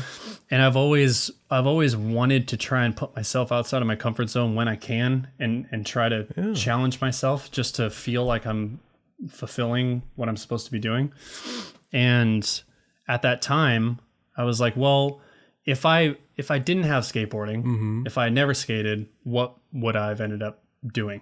I started thinking about stuff like this, and coming from some family members that were in the medical industry, I was like, I would have entered into the medical industry. Okay. So after a couple of months of doing some research, I settled on ultrasound, specifically cardiac ultrasound. Okay. And I did some research. I found the best school that I could go to in Beverly Hills. Wow. I went to orientation day, and I loved it. And I signed up under a different name and wrote him a check for $50,000 and hoped for the best. What do you mean under a different? What do you mean under a different name? I didn't want to sign up under my name. I wanted to sign up and challenge myself to do something outside of skateboarding, to where I couldn't use skateboarding as a crutch or some way to get myself. What do you mean? You just made up a name? I don't understand. Yeah, I didn't. It wasn't Garrett. What wasn't it? Yeah. Wasn't Garrett. I signed up. I was like, hey, I wasn't Garrett. What does that mean? Were you Carl? I don't understand. Like, wasn't Garrett Hill? Yeah. But also, I wasn't going in like as a skateboarder. I was just going in as a person, as a dude. Trying to see where I stacked up in the world, because skateboarding is such a small, condensed industry that you end up not really experiencing things out in the world. And at that time, I was needing to see where I stacked up in the real world. Yeah. Not having skateboarding having anything to do with it. Yeah. But in the real world, you're still like Garrett Hill is still no one in the real world. Yeah, for sure. There's still no one in the real world. So like, why change your name? Well, you're talking about figuratively speaking. You went in as or you actually changed your name. No, not figuratively speaking. No. 100%. Literally speaking, I didn't go under Carl Hill. the name under Garrett. Because I didn't want anyone to be able to look me up or know who I was or where I was coming from. I wanted to start with a clean slate in this completely separate world that had nothing to do with my previous life. Interesting. Because I like... What's your new name? Yeah, I'm so What's curious. your new I'm name? so curious to hear this name. He's not going to tell us. Yeah, it's definitely not going to happen. I think it's Carl. Carl. Yeah, it could be that. Yeah. Winston. Winston. I signed up under just Coffee Slam Garrett. Coffee Slam Garrett. George Hill. It's a good one. It's Frankie Hill. Frankie. So you went through the school. Yeah, I went through the school. It was a couple years. I dedicated a lot of time to studying ultrasound, studying the physics of it, and studying the human body and pathology and disease and being able to recognize it. Did you think that you would be interested in that? Or did you become interested in it? I was interested in ultrasound before, and then the more I looked into it, and then especially after I signed up at school, I was like, this is insane. This shouldn't work. It's such a unbelievable technology that's being used more and more because it's safe. There's no radiation involved. Sure, yeah. And even to read an ultrasound, it's you have to look for certain things, I think, because it's kind of a grainy picture. Maybe it's changed by now, but you see women getting an ultrasound and it's very... Yeah, and that's what people... That's pretty much the scope of what people know about ultrasound. Sure. Is when people are pregnant. Yeah. You get to see the baby through ultrasound. Right. But they use ultrasound for everything. There's protocols for every different part of the body. Yeah. Why did you choose cardiac? Cardiac just seemed like the most difficult one. Oh, wow. Yeah, the heart. That's what everybody said at the orientation, that the cardiac. So you're looking for maybe clogged arteries. What are you looking for? Yeah, you're looking for clogged arteries. You're looking for valves that are malfunctioning. You're looking for dilations that shouldn't be there. Wow. You're looking for regurgitation. You can see so much from the protocol, which is like 90 to 100 shots. Okay. Of like photos and videos, but you can tell pretty much everything. See if they dry the toe. Yeah, like if someone comes into a hospital having had a stroke or a heart attack, it will show itself on the scan. And it was really gnarly going from learning about it to scanning these patients and these people who would come in a real setting in a hospital and being like, this is like the real deal. Like you can't fuck around. This is like this super is real life situation that you need to show up for and do the absolute best job. And you're shadowing like a doctor. I was mentoring with this lady at this hospital who was the lead cardiac tech over there for like 15 years. So I studied under her teachings and that's incredible, bro. Congratulations. Yeah, thank you. That's amazing. I was incredibly proud of it because it was something that I couldn't go get advice from another skateboarder about. You know what I mean? Like, from anybody really about it. I couldn't call somebody and be like, what's the deal with this program? Should I do this? It was something that I did completely on my own because it was just, I was trying to balance my life out. You know what I mean? I started to, I didn't want to like resent skateboarding for what it was. Skateboarding's chaotic. You know what I mean? And that's what makes it so great for the most part. Yeah. And that's what I needed as a kid. I needed that chaos. I didn't want a normal job. I didn't want to be in a normal setting. But as you get older, your priorities change and you want different things. You know, you kind of need some stability. And what I needed was a little bit of stability to go along with the chaos of skateboarding. Yeah. So once I started to establish that stability, I stopped resenting skateboarding for being chaotic and for being, you know, find that balance as insane as it is. Yeah. So I found that balance in my life. And that was really difficult to do. And I didn't do any posts about it. I didn't tell anybody about it, but close family and friends, because it wasn't something that I needed. I didn't need public validation from it, you know? And I also, in case I wasn't good at it. Failed. That's why he has a fake name. Never mind. Right. This is why he has a fake name. I know. Yeah. Carl Hill? I don't know. I don't know. Failed cardiac arrest. I don't know. Wasn't me. That's amazing, though. That's amazing. Did you actually start resenting skating for... a little bit? I wouldn't say that I resented it, but I just like it made me worried about like, because it's not something that you talk about. Yeah. And and I didn't want to be in the scenario where I'm just doing one function. You know what I mean? Just being a sponsored skateboarder, it fulfilled everything that I needed it to fulfill when I was younger. But it just, I wanted more as an adult. And that was just something that I needed to do. And in skateboarding, I think that there's like a lot of stigma around doing things outside of skateboarding. And it's like, if I feel like I could give advice to anybody, it would be that just because you are a skateboarder, it doesn't mean that that's the only thing you're allowed to be. Totally. You can be so many other things. Be a hat maker, be a fucking candlestick maker, do whatever you want to do, like, but just like do what you need to do to balance out your own situation. I mean, unfortunately in skateboarding, I mean, there's the small handful of people that are making the big bucks. You know, you look into these Nijas and P-Rods and, you know, with the 10 shoes and big houses. I get so hyped when I see people like have other interests. No, it's incredible. And that's great. I'm like, super stoked. Yeah, he's an amazing skateboarder, but like, he also does this. The woodworking really well or something. Yeah. When I signed up for the program, I had long pink hair.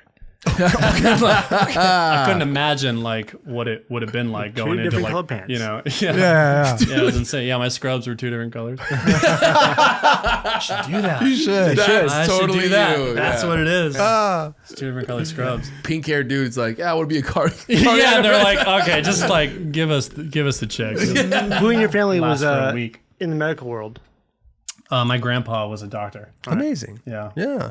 So now you finished the courses, you graduated, right?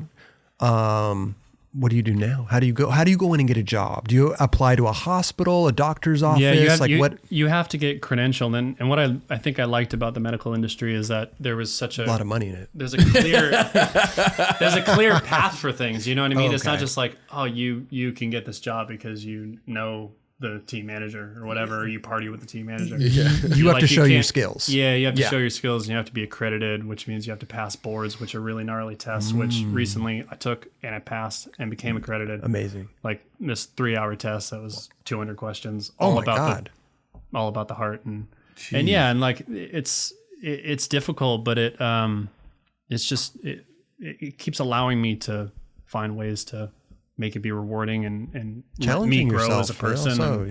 It's amazing. And then just figure out what I can and can't do. And a lot of the times I figure out that I'm capable of doing more than I gave myself credit for. I think we all are. Yeah. Everybody is 100%. Yeah. If I could do that and sign up for that and like do really well in this field that like I knew nothing about, like people are good. People are good at stuff. Yeah. You know, they'll be able to do it. It's an expensive test, but it wasn't worked expensive. out. Yeah, it was an expensive test. It was scary, but it was worth it. Right now, you're like specializing in the heart.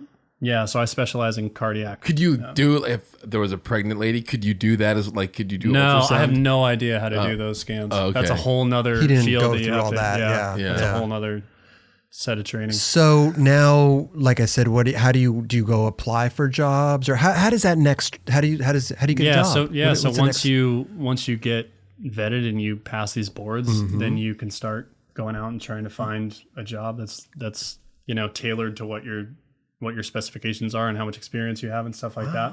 I was lucky enough to meet a lot of really great people and a lot of great techs that have been in the industry for a really long time in my externship, and I got brought on at the hospital that I did my externship at. Amazing. And I now work with a team of 9 doctors studying the heart. Has anybody ever come in and been like, Garrett Hill? And you're like, no, I'm Carl. No, this is Carl. Yeah, no, that hasn't happened yet. You haven't been recognized? Okay. No, because a lot of the people that I do scans on, they're not young people. They're older people. But a lot of people have heart conditions, issues. It's true. It doesn't. Yeah, Raj had one. You were born with a congenital heart? No, I had AFib. AFib. Oh, yeah, AFib. Tell them how you got it, Raj. No, it just happened over the years. No, but you said why? What triggered it? What triggered it was like drinking a mimosa. Listen, let's talk about this. Can a mimosa trigger? But that's what made me realize like I don't feel right. Yeah. After drinking mimosa, and my girl I was dating at the time, like she was a nurse practitioner. Yeah. And she was just basically like, "You have AFib." I'm like, "Yeah, I know." Because I already knew, like, for years I already had, like, palpitations irregular and heart feet, whatever. Yeah. And then she's like, you need to go to a doctor. Yeah. And I did, and yeah, they did tests. That's the thing. An echo would show you that. Oh. In a second, you'd put the transducer on your chest. Dude, like when I went in, like I was in A-field when I went in there, and everyone in the room was like, "Oh my god, we've never seen this before." Yeah. Oh no. Oh, really? Yeah, because like it's rare. Like because sometimes you go in and out. It's rare for someone your So age. I think, they'll put a patch on you. Yeah, you'll do like and- a fucking EKG or whatever. right, but sometimes they'll put a patch on you, and you'll go through your regular day, and it'll record all of your Dude, when I rhythms. did it, like, my heart stopped for about like 18 seconds Jeez, Raj. while I was like asleep. Oh, wow. And that's why like what? you need to have mimosa. I know, right? like when I had to like That's insane. I had to wear a fucking like an EKG that basically just sent a signal all the way the time to whatever. A monitor. A monitor, yeah. So there was one night where I was like, my heart stopped for like 18 seconds or whatever. And then after that, they're like, yeah, you need to come in. You need fucking surgery ASAP. Wow. Yeah. Yeah. And that's when I had my fucking, send the probes up through my fucking crotch and everything else. Yeah. But Wow. Yeah, it's great gnarly. That's afterwards. amazing. Yeah. Can we test him now? Do we see how he Dude, is? I wish. Do we- I wish. Dude. I would love to see that. But it changed your life, though. After the surgery, you felt like a whole different person. I remember you telling me fuck the that. world. Fuck this. No, but you felt It's for real. After I got my surgery, I was like, I felt amazing. you felt right. I felt amazing. I was like, you know what? Fuck everything. I didn't give a fuck. I really didn't. Still doesn't. For real. I had a whole new outlook on life. Sure. Yeah. I mean, when you say fuck everything, but for the better, though, you felt For like the you better, of course. But it's just like, you know what? Fuck that. I'm not gonna like stress over that shit. stress over bullshit. Yeah, Like I'm yeah. not gonna like build your house Right. type of shit. You know. Yeah. And take care of me. I love it, bro. There we go. Congratulations. And that's amazing, bro. to Garrett. So back to Garrett. Back to Garrett. With Carl. No, but so now, okay, so you're full on. That's incredible, dude. Congratulations, Thanks, man. I feel like I would have been a good doctor. I could have been a good doctor, I You have think. good bedside manners. He does Great have good bedside manner. I'd be Great super bedside calm manner. if you Would came you- in. You're just like, dude, you got a bad heart condition. I'd be like, you know what, listen. man? You crack little, all right. yeah, that's cool. crack little jokes here and there. You're gonna be fine. You know what? We're gonna fix you. We're gonna fix You're you. gonna be fine, bro. Listen, bro. You're gonna go do surgery. We're gonna put a little stint in there. You're gonna be fine, bro. My boy Carl over here just did the echocardiogram. You're good. You know what I'm saying? That's good, man. You got two terminology walk- down. That's it. Yeah. I'm telling you, It seems dude. like we should start our own practice. You want to? Yeah, let's do it. Listen, how many? I'd have to go to 4 years of medical school. I mean, I don't know. A bit more than that. Oh, I don't have time. Yeah. Yeah, it's a few Do more it than online. Yeah, can they have online courses? Watch YouTube. 10-year online course. 10 years of online. Yeah. I love it, bro. That's incredible, dude. And you're stoked, man. You got a I'm new stoked. profession. I'm that's- stoked because I have something that challenges me outside of the scope of skateboarding, but it's still, it doesn't engulf my whole life to where I can't do other projects and have anything else going on in skateboarding, because my brother and I started a company and own a company called Color X Books, which is an action sports related. Yeah, we have it right here. It's a book. coloring It's right book, man. here. It's Yeah. amazing. Bring that out, bro. There's Oh, one you got down one there. down there. Yeah. I was flipping through it before the show. It's incredible, dude. Yeah, that's Color awesome. X Yeah. skateboard. I was looking for mine. Yeah. My photo, but there's John Dixon. There's you even got the Heliclips and the I Draw Mazes guy. That's What's right. it? Is I Draw Mazes. Yeah, that's the guy. Yeah, it was amazing. We were seeing all of these amazing skate photos, and we're just like, it'd be amazing to repurpose this photo and turn it into, share this moment. Yeah, S is in Tom there. Asta. Oh, wow. Be able to color it, and That's incredible.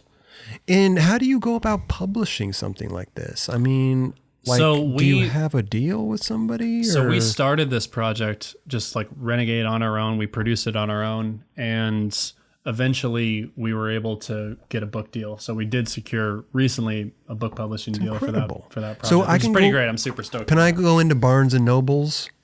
Soon, yeah. Yeah. Wow. I can find Color Yeah, X. Color X will be in Barnes and It all did- those bookstores. But you got to buy your own crayons. you got to buy your own crayons. Yeah. Okay. Or colored pencils or whatever. I still think Yeah, about you need to package all that together. Yeah, maybe we should. That's a lot, though. That's a lot. I mean, people can go buy colored but pencils. That's like a thing. Yeah. That, But a package deal, like, that's a no-brainer for a fucking parent to go buy. do normal coloring or other coloring books come with crayons? Not really. I haven't really seen. Do they? I don't Is that a know. normal thing? But hey, I don't think it does. if you saw that, like, oh, all in one, done deal. Well, you'd have to make a deal with what, crayon? Nah, who cares? But Crayola. listen, That's just Mr. Crayon. You're gonna make a deal with them? Crayola. Or your wax, dude. Now, I love it, bro, because not only, I mean, listen, phenomenal skater, did your thing, zero, incredible videos, viral videos, dropping the coffee, all this stuff. But literally, I mean, entrepreneur, man. You and your brother did the hot shot handle. Yeah. It's still going on. The little, you could put your iPhone or a right. GoPro on it. Yep. Color X, coloring. I mean, what's next? What do you got? Your echocardiogram? And now what do you? We're focusing on this, and amazing. we're building out. Since we got the publishing deal secured, we're building out this whole other facet of the brand, which I'm super excited about. We should be ready later this year. I like you put edition 1. Already thinking ahead. Edition 2. We have 3, 2 editions. 4. We did an outdoor edition after that, which was cool because I didn't want it to just be limited to skateboarding. We wanted to just celebrate everybody that in skating that was kind of like us, and outdoor people. We got to link with a lot of pro rock climbers and photographers and adventurers and all these cool archetypes we got to work with. You should do some Jackson. still grabs of like viral moments, like mid spill of the coffee, maybe some Good other idea, dude. like And put the link in the not bad. description. like It's really not bad. I like that a lot. just a bunch of different random ones, you know. Yeah, and put me in there. Pizza That'd look Rat. good, bro. Little Pizza switch Rat. flippings. Yeah, be in there. Nice sequence to color in.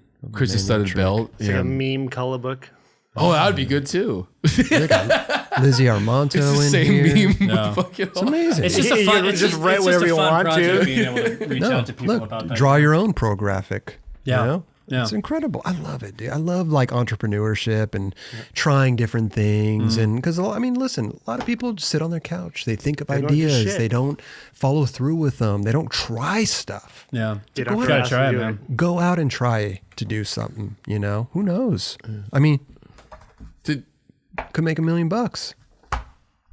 Hope so. How's Hot Shot Handle doing? Good? Hot Shot's good, man. Yeah? Yeah. It finally became like a self running little entity. So Really? yeah, we wow. were able to step back and then focus a little bit more on colors. Now, how did you guys even come up with Hot Shot Handle? Because at the time, there were little handles coming out and selfie sticks and all this stuff. Yeah, there And were. how And we did never you- felt like there was anything that was cool enough that was coming out. I mean, and everybody was starting to film on their phones more, and there wasn't one flagship brand that came out and was just like, we're the brand to use to keep your phone safe.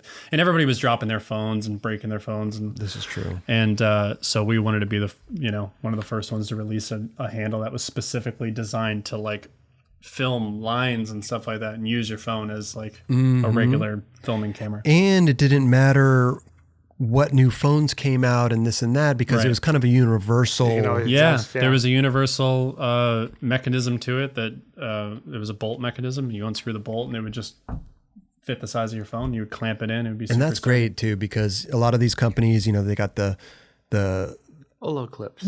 for the phone and they got to change their design every time a phone comes out. Yeah, for sure. It's like, oh my God, Yeah, that's crazy. Yeah, all keep you up do with is that. just hold the phone. Yeah, it's great. I Should get love a it, ratchet man. wrench in there. See, Oh. family. Well, that was actually really funny because that was a patented item, hot shot handle. The mechanism of how that clamped onto the phone was You got a patent on it. Yeah, so we have wow. a patent on that specific design. It's design patent. I love that. And my brother was able to curate that patent, and he owns a patent for it. And we were able to go back and find the patent paperwork from Uncle Luke up at the South Dakota house when we were going through some of his things, and we were actually able to like pull some verbiage and get to be kind of inspired by his patent. Way. Wow. That's sick. It was pretty cool. You guys are amazing. So man. I love you guys, he bro. wasn't around to give us some info, but his patent, all of his words were there. So his legacy. his legacy was there. So that inspired us dude. for Hot Shot. Yeah. Jeez, you, dude. I'm not mad at you anymore for beating me in the Legion of Doom and the Justice League. It's funny because Oh man, I was so proud of that. you would, Myself and Mike Mo. Mike Mo had the Justice League. I have Legion of Doom, Barracks, Battle of the Barracks shit, whatever. We have never won a Battle of the Barracks. I bring in the kids, right? The kids come in, they can compete with the pros and do all the thing. Everybody takes turns. Pros. Right. But we still have fun. I see Garrett, before we even start, trying his little front foot impossible, whatever. I don't even know what it's called. I see you trying Front it. foot impossible. Oh yeah. And I knew. It's just a front foot impossible. I know, but it looks crazy. Yeah. And I knew that it was coming. I knew that you were going to throw it out there sooner or later. It just happened to be the last try to get us E. What ended up happening was I didn't really contribute to the game of skate throughout the game. Like we got to T, not to rub it in, pretty quick. Okay. We were there. I mean, we had P-Rod and Cole and like PJ Ladd. Our team was bonkers. It was stacked. It was stacked. It was a stacked team. Mikey Taylor, everybody. We had Mikey. We had Mo. We had everybody. Yeah. Everybody was on board. Right. And Except I was Chris. just like sitting back and watching the show. You know what I mean? I didn't really. I need to think put I in kind of much. was too. Yeah. And then we were on E to E. You guys came back and and it was T to T. Mm-hmm. And the guys knew that I was like itching to get that one out there and throw it out there. And then when I did it, it felt like such a Hail Mary. But the fact that I landed it first go, I was just as surprised as anybody else was. I was like, this doesn't normally work first go. This shouldn't work first go. Right. It's such a hectic trick. But yeah, rolled away from that and You beat us. I beat you guys. Yeah. Damn. I held a grudge, and Yeah, now that's fair. I don't. That's Still fair. is. Yeah, just a little bit, Raj. I just learned them. I just learned them that way. It is a front foot impossible. When I was learning them, I just thought that you had to spin it on a vertical axis. I didn't realize that you could spin it on a horizontal axis, and that's the only difference in it. And that's funny because that's why I say it looks weird, because it is Yeah. a front foot impossible, but the normal way is on a horizontal, but you do them vertically. You wrap it around, Yeah, I just which is wrap it weird around because you got to kick it out in front of you and have Right. it wrap and then kind of bring it back. Yeah, and you just have to, you extend your legs as if you're doing a Benihana, basically, so that you can get the tail out of the way from hitting your back. Right. Because it wouldn't if you were spinning it on a horizontal axis. But Yeah. I just learned it that And way. I've seen you do, haven't you done them to like 50-50 and different I did, things? Or yeah. you did 50-50 to that out or something? You've done I've them, tried to do a couple of These different have how-tos. variations of different it. variations. What? Wow. He's in a how-to. I did do a how-to on it. Oh, a how-to. From Fun I don't know Possible. if I want to learn that. that- It seems like a lot. Is it hard? Fine. No, I'm saying that's what I mean. It's a compliment because it looks like a goddamn hard trick. It's a weird one. That'll I get. still don't really have it down. Have you ever done that in a game of skate and someone else did it after you? No. Because I feel like Because that I would- don't feel like pretty good about doing that in a game of skate. I feel Yeah, like that that's would be kind of kinda like a messed fuck- up. that's kind of a Other fuck than you, yeah. in our scenario, I was like, this is the time for this. And trick I to knew shine. it, dude. I knew it was coming, dude. Yeah. I was like, oh my God. I just wish you did it early on and didn't know. save it for the last trick. It was a perfect It storm. was cool though. We had fun. It was a good time. Should The kids, beat him to the punch. huh? Should beat him to the punch. Good luck. Try the it kids, the first time ever. the kids have fun, and it's a good time. I mean, how often do kids get to play fucking Garrett Hill and T P-Rod? the and- gnarliest like skateboarder like mashup. Like I'm gonna try and learn some shit. I've never even tried. Now this. or never. I'm gonna try to learn this now. Oh God, I love it. But it's so cool because you still like how I got to be good friends with you is judging now. Yeah. And that's how you do that quite often. Yeah, I'm judging the skate contest now, and I get to judge them sometimes with you, and it's so stressful, but really, really interesting being on the other side of that contest because I had no idea how judging worked when I was skating X Games and when I was skating all these contests. I had no clue, and then being on the other side of it, it's so much more difficult and so much more expansive than you would imagine. imagine, You know, Sure. being charged with having to create a number value for a trick that's it's a subjective thing. That's what I have It's problems very, with very it. difficult. Right. And it takes a team of a lot of people up there to come to a decision. Sure. And that has to happen every single trick that's like going down. in the whole contest you have to put a number value to. So you have to be very mentally present. Right. Yeah. Do you enjoy it? Because I do enjoy like I it. said, I don't, I have a hard time judging stuff because it's just judging skateboarding and it's not my cup of tea. It's not my bag. It's not very normal for me to want to judge and do that stuff, but it's interesting. The process is really interesting, and getting to the end result and seeing who comes out on top is always really fun. Do you think now that what you know about judging, if you went back to the X Games and did I think about it a lot. You think you would have dude, done? if I could just sign up for this contest that I'm supposed to judge, God, I could probably get 4. Yeah, you think you'd do better going back now? You'd be like, I don't know, man. Who knows? now that you know the judging process. Now that I know the judging some process, tips. I could probably get up there. Some tips? You can't do hard you can't do shit. that. What is laughing as he knows? No, but like, what are the judges looking for? I don't even Style, know how to, creativity, I don't even know how to word hardness. that. I mean, Yeah. it's, you know. I mean, you can't give the tips, basic stuff, but you could. Yeah, it's like basic stuff. You know what I mean? There's style, creativity, difficulty, the way you use the Difficulty, course. all the things It's- that you would expect. But Yeah. like honestly, at the end of the day, the dude or the girl that skates the best ends up winning the Right. contest. Yes. You know, Yeah. the numbers won't lie. They are reflective of how well you skated. So. Yeah. Yes. Because there is also a system of, the top scores and then the lowest scores or whatever, some type of system where numbers get dropped and then it's like I don't know what it's called, right? Yeah, it's it's like the highest overall. The top 4 An scores average, right. get added up. yeah. Yeah, and then that's whoever has the I have highest. a hard time judging skateboarding. Like you said, it's very subjective, you Yeah, know. it's But tough. but if you have a panel, like you said, everything averages out and everything. I just have a hard time. Yeah. I can't judge people. I Just whatever. I personally think Garrett's a really good judge. I love working with you, man. It's fun in general. How could you not? Look at him.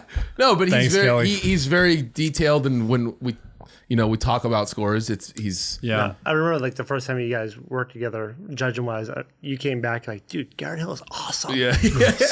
Well, because it was great to like actually hang out outside of that as well. Yeah. That's the cool thing with going on these trips with all these judges is that you get to actually spend time with each other. Yeah. Not just like work with each other. That's it. Yeah, it's so different from a skate trip when you go out of the country and then it's just like it's all work. Yeah. There's not really any time because that's what happened when I was touring around. I didn't go and like do any vacation-y, touristy stuff, and I didn't really even know where I was half of the time. Exactly. And it didn't really matter because I wasn't there to just like go see The Eiffel some Tower. monument or whatever. I was there to film. Another skate. thing too, though, is like you go on trips, or whatever. Like it's kind of a selfish thing. Like I'm there to get clips, or whatever. But when you're judging, you guys are there working as a team. Yeah, and it's then not the self-serving at camaraderie all. comes together. Yeah. That's when you like really learn to work together. Yeah, Yeah, for You know, sure. totally. like teams don't really learn to work together. Yeah. You know, like they're like, oh, he did that. I need to do something better. Yeah, they're kind It's of kind of like, how do I Yeah, one up just a that different- guy to different become that ecosystem. dude? So Jamie notices me or whatever. Sometimes, yeah, it depends on the person. Yeah. For sure. Yeah. Yeah. Yeah. In this scenario, for sure, we're all working with each other super well. Yeah. Yeah, And you that's gotta. just something that just happens. You Yeah. know. You know. Sometimes we Shit are just chosen. clicks. We are chosen randomly, and sometimes you meet people you've never met. You're like, oh, how is this going to be? And every single time, you'll have to say this as well. It's been great every single time. Yeah. Hey, now you can go get a photo of yourself in front of the Eiffel Tower. That's very true. Yeah. We did do touristy shit now. Like we were out in Rio and we went and saw Christ the Redeemer. It's amazing. Such a touristy thing to do. Absolutely. I loved it. Yeah, I mean, It was you great. You went separately though because you were there like the day you got there late, Yeah. so you had to go by yourself. And I was like, "Yo, dude, be careful." That was like I just realized how much more sad this story sounds now that you're like, so you went by yourself. Like, I had some free time. I was like, you know what? I'm going to go see the damn statue. No, 'cause we all went a couple of days earlier because we were there, and I was like, Garrett would have loved it right now, but Yeah, I know. You got here I late, missed but- out. But It's true though. On tours, you're not going to do touristy. Like I've been to Paris multiple times, never been to the Eiffel Tower. Only seen it from You've seen it from afar. afar, Yeah. yeah. It's just one of those things. yeah. You're know. in a gutter, like, May- oh, there it is over there. Maybe if it's raining, go see a movie or something. You know what I mean? Like those kind of tour things. When it was raining, we lucky were to find looking an for English one. covered spots. Oh, you were? Yeah. You know, it's funny because tour, zero tour, chocolate tour, very different tours. We did a joint tour with DGK one time. Oh, Zero yeah. did, and it was so weird How, what? because it was just like you could immediately feel the dynamics, just how different they were from like the way a DGK trip would be and the way a zero trip would be. not that either of them were better than the other. They were just so drastically different. So us traveling around and like skating and doing whatever, it was such a weird mashup of people, you know? Yeah, I could imagine. I loved it, though. I could imagine. Did you guys separate? Like, were you in the Zero van and the DGKs were in the DGK van, or was it kind of mixed? I feel like we had a little bit of crosstalk. We had a little bit of crossover, but for the most part, we were both running our own ship. Yeah. Out of the entire DGK crew, who do you connect with the best? Wade DeSarmo. He's great. Yeah. Trip. He's great. He's great with everyone for sure. Such a solid dude. Yeah, he's awesome. Yeah, he was great.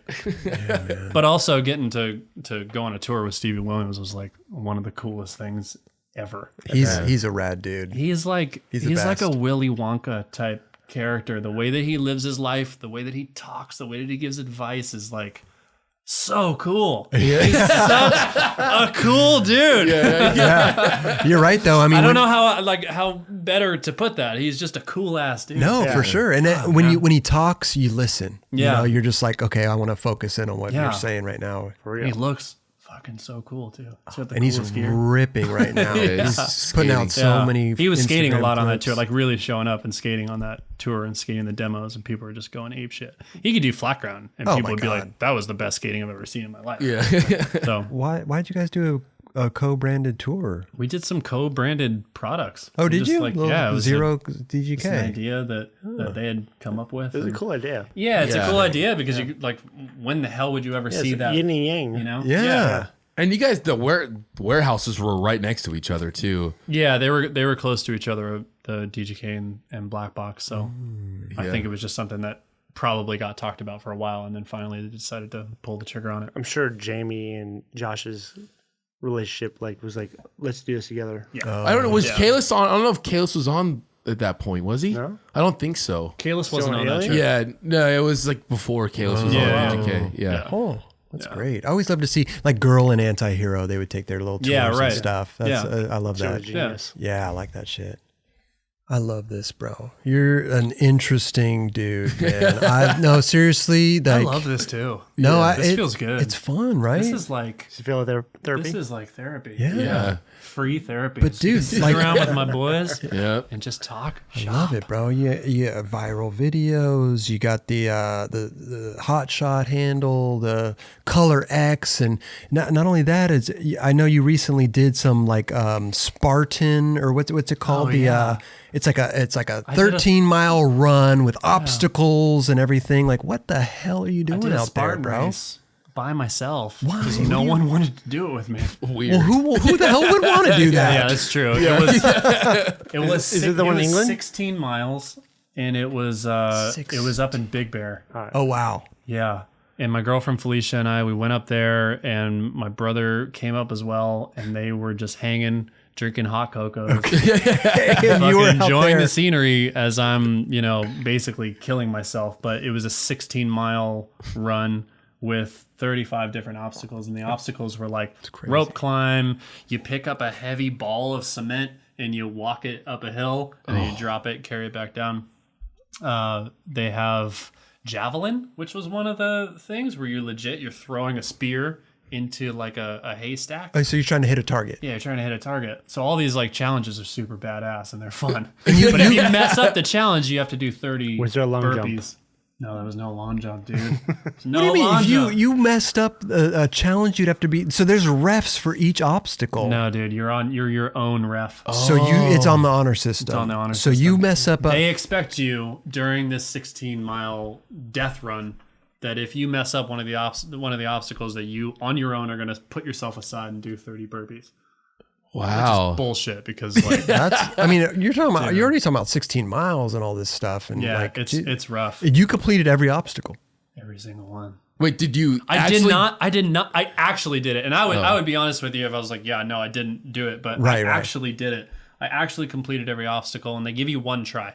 So if you do that's on the it. first- One try. Yeah, that's it. You got one try to do it. And if you fall or if you don't hit your target or whatever, if you drop the ball, whatever it is. You that hit you're the doing. track. You flung that javelin and hit the Dude, haystack. it was like 20 feet away. And like, there's no, how do you can't train. Right. You can't train for throwing up a I've javelin. been practicing you know, my whole life. Wait, my whole life at this moment. Kelly wouldn't even know. He's like pole vault. dude. I don't even. What is Hit this? up Kelly, he's good at javelin. Yeah, You know, like, there's no one you can go Right, to for right. advice on that. So I threw this javelin. I watched a couple of YouTube videos. I watched the movie Troy. Okay.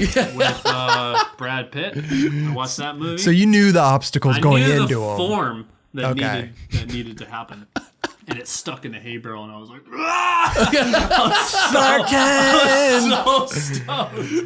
Oh my god! No, but these are big events. These are huge, It's a like huge events. thing now. Yeah. And I just got kind of obsessed with them. I've done a couple of them now. Oh, you have? It's just like a good way to keep yourself motivated Challenge and to train. yourself. And Huh. it feels good to complete it because you get this like cool gold medal and you get a free beer. A free beer.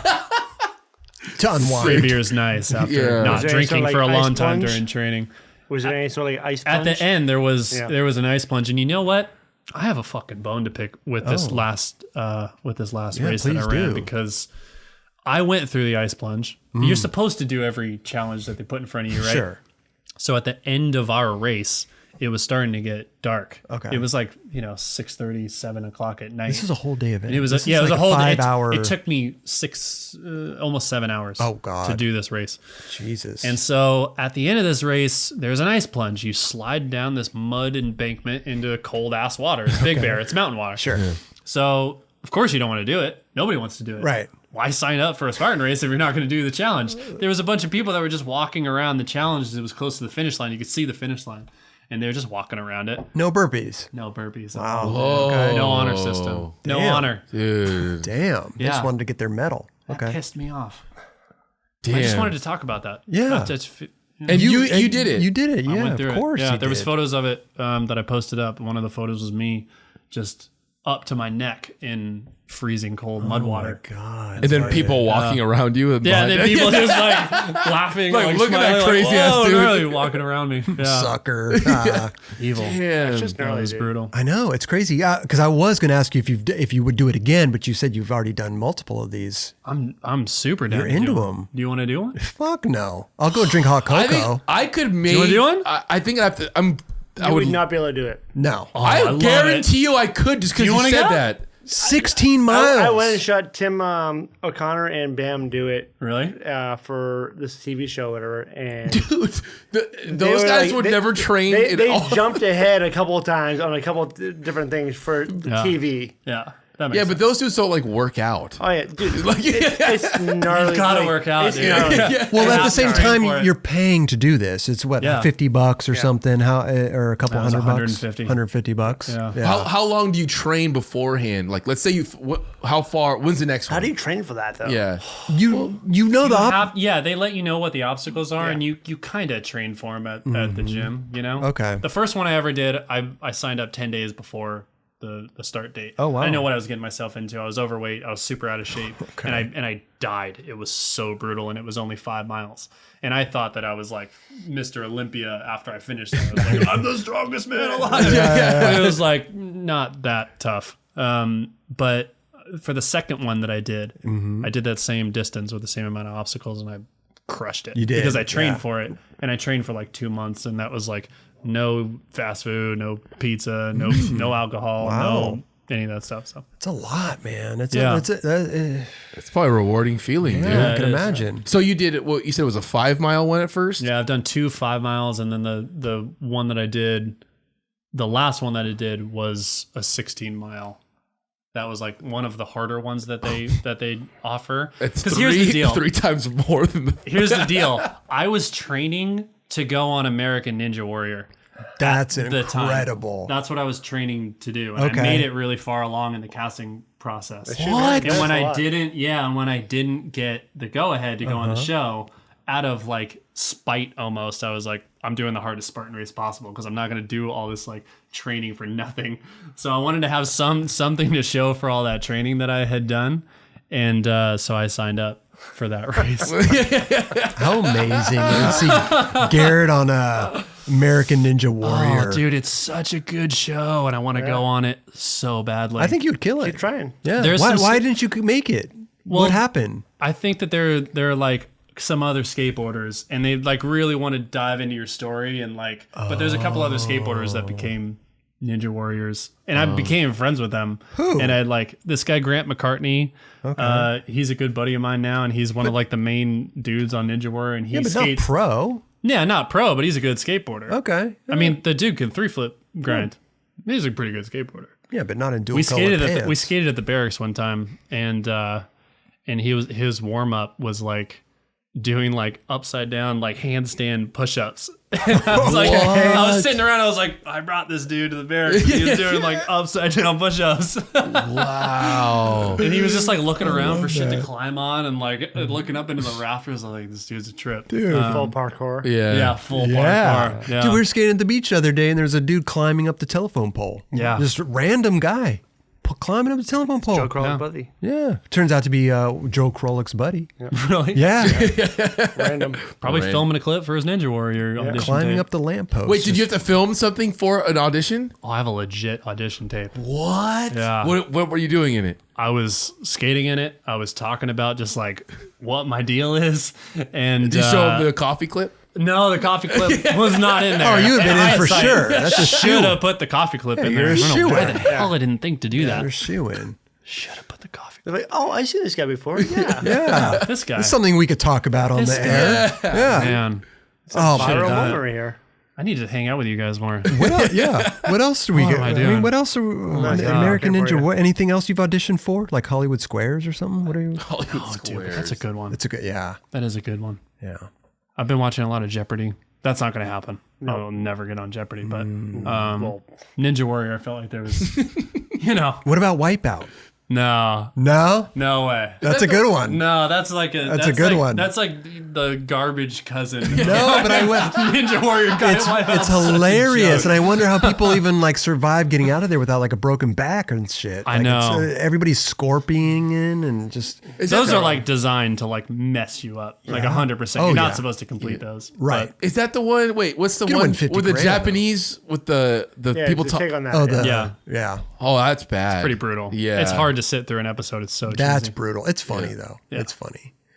I don't like watching people get hurt, Yeah. but you can have a laugh. laugh You at can it. have a But, laugh. but Yeah. the people laugh after they eat shit. That's They the do. craziest part. They're legitimately almost die, and they're like, Yeah. What I didn't expect from watching Ninja Warrior was to like listen to these like heart-wrenching stories of these people who have like come from overcame the gnarliest obstacles and then there they are, and I'm sitting there watching this obstacle show like in tears, being like, you fucking got this, like Yeah, you yeah, got this, go for it, Go like ahead. rooting for these people. God damn it, Jimmy. And like I got obsessed with that. I was like, I have to be this person. I love that you just go out there and you just do shit. I'm You know what I trying mean? to Like, have- I love that. I'm trying to have a Nick Cage year.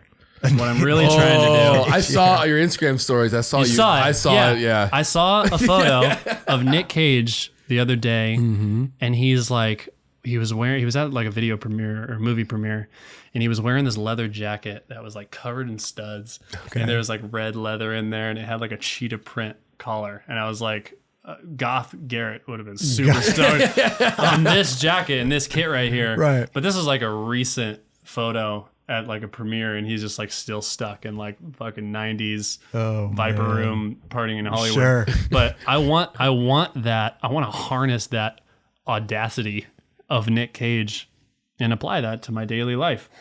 I want this year to be my Nick Cage year. I love it, bro. Yeah. No, it's inspiring, dude. It's inspiring just to get out. You've inspired me, I mean, literally after the show, I'm going to Get go off your home and ass. go sit on my couch. But, no, but it's seriously, it's like, hey, man, just go out there, challenge yourself, see what you could do, take some risks. Do what Nick Cage would do. Go out, yeah. Yeah. What I mean, I would Nick Cage never do? wear that jacket, but you know what? I'll take the risk. I'll wear the jacket. Never know until you wear that jacket. Is that what did he have the crazy beard with it too? Yeah, and then like a week later, he was at a premiere and he was like a beard. It looked like a lumberjack. He was wearing a cowboy hat. Like, psycho. I love it. I liked the stuff you brought up recently in your story. Like you're talking about like pogs and shit like that. Yeah, I had this like nostalgic kick where I went down a rabbit hole and I started going over all the things all the like toys that I had when I was a kid and all the things that I just interacted with. And I got so many rad messages about it because everyone was like, oh my God, I remember the fireball yo-yo. And I remember the super soaker, like Yeah. all of this stuff. I had this toy called Stretch Armstrong. Yep. The arms go there. Eventually, you stretch him too far, and Right. then he rips. Yeah. And there was like this gnarly black goo that was on the inside of Stretch Armstrong. For sure, would not pass the grade today. Oh yeah. I don't know what was in him, but that was like not legal. But I remember stretching him like the entire length of the driveway, and I ripped his shoulder, and I was like devastated. But an original Stretch Armstrong toy that's not even in the packaging or in the box is legit worth like $8,000 today. Wow. That's how much that toy is. Wow. Isn't that crazy? Remember the little hand where you like, it's like a little the sticky hand? It's sticky and you like fling it out. Oh, and you grab those are the shit. 25 cent. You put a quarter in and get them in a little. Yeah. Yeah. It's probably not worth he $8,000, but resonated with Pogs. I put up a post about Pogs. Pogs. I had some pretty sweet slammers. That was a big thing for people our age. Yeah. When we were young, dude. Yeah, you It's flip like the the side of a circle piece of cardboard and you own that Pog. Yeah. Right, It's right. genius rules. And you played for when you played for Slammers, Yeah. dude. That was a big brutal. deal. Because you would go to school and you're paying money for these slammers. And Yeah, then- money that you found in the couch. Like nobody had Right, money. right, Like if lunch you money. owned a slammer, you were stoked. You had like and a- if you there was sometimes where you just like play Pogs, but then if you were playing for keeps, that was like a really big deal. I never did the Pog thing, but every generation has their like Pokemon now. It's like everybody's You were got like a their Pokemon own. card. I was the Pokemon guy. Okay. No, I'm just kidding. no, I was like, that's way. No, I was the little fucking rubber hand guy that was trying to grab shit with it. But Pogs were like, you would take them to school and then there's all this trading going on basically. Yeah. Outside of the class, and they just got rid of it. You couldn't bring Pogs to school anymore. yeah. I outlawed Pogs. I gotta follow I follow you on Instagram, but the stories. I follow so many people that the stories don't, unless I'm watching the stories religiously. Yeah. they're all the way at the end of my feed. You Yeah. know what I mean? I gotta check out your stories. I gotta make them come up to the front. You got to comment on it, man. Oh, I'll comment. You got to just comment. Yeah. Fix that algorithm. That's the one thing that sucks about the stories. Unless you're watching people's stories, they're just at the end, and who's I know. scrolling all the way to the end to see who's down there? I'm not. I get daunted by it sometimes with lot. Instagram. I deleted it for a month just because I needed a break from. Oh, did you? Yeah, because I don't think that it's healthy to see that much content throughout the day. But yeah, I recently reinstalled it to post that Nick Cage because I felt like it was important for other people to be as inspired as I was at that moment. Well, listen, I think a lot of people are inspired by watching. I'm inspired by watching you this episode. Well, I'm living it. I'm not watching it, but you know what I mean. Yeah. It's amazing, bro. You've done a lot of shit. Really fucking, really phenomenal, dude. Thanks for having me. I'm stoked on this whole Dude, experience. This is rad. congratulations on the, what is it called? The echocardiogram technician. Is that what it is? Yep. Amazing. Thanks, man.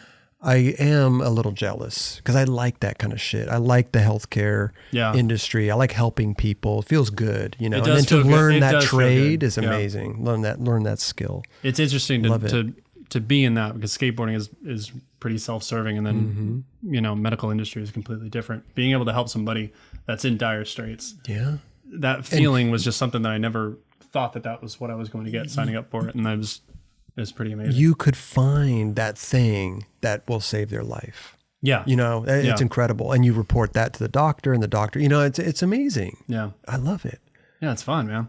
I would encourage anybody to, if they were interested about it, to sign up for it and go for it and take the risk. And like you're saying, just get out there and just try stuff. Yeah. That you could be good. You could be phenomenal at something. We just don't know it yet. You gotta try. Run a Spartan race with me. Oh my God. Just do it.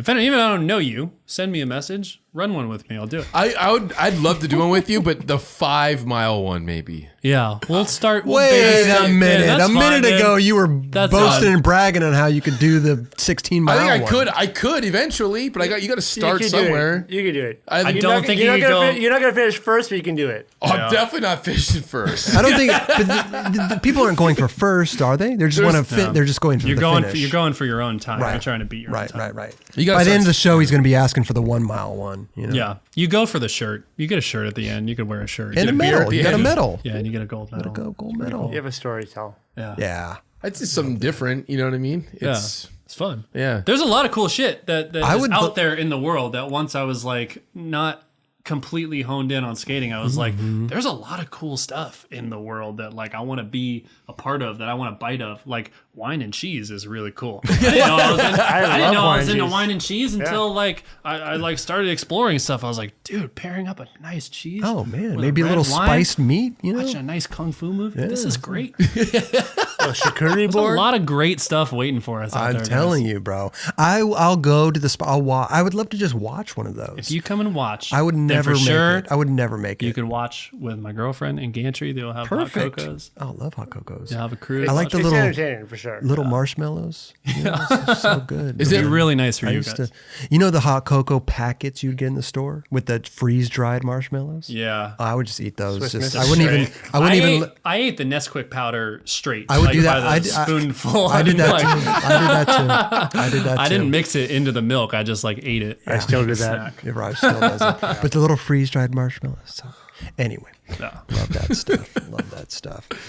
Dude, can we give you some 9 Club stuff to take home with you? We Please have a do, couple. yeah. We're running low.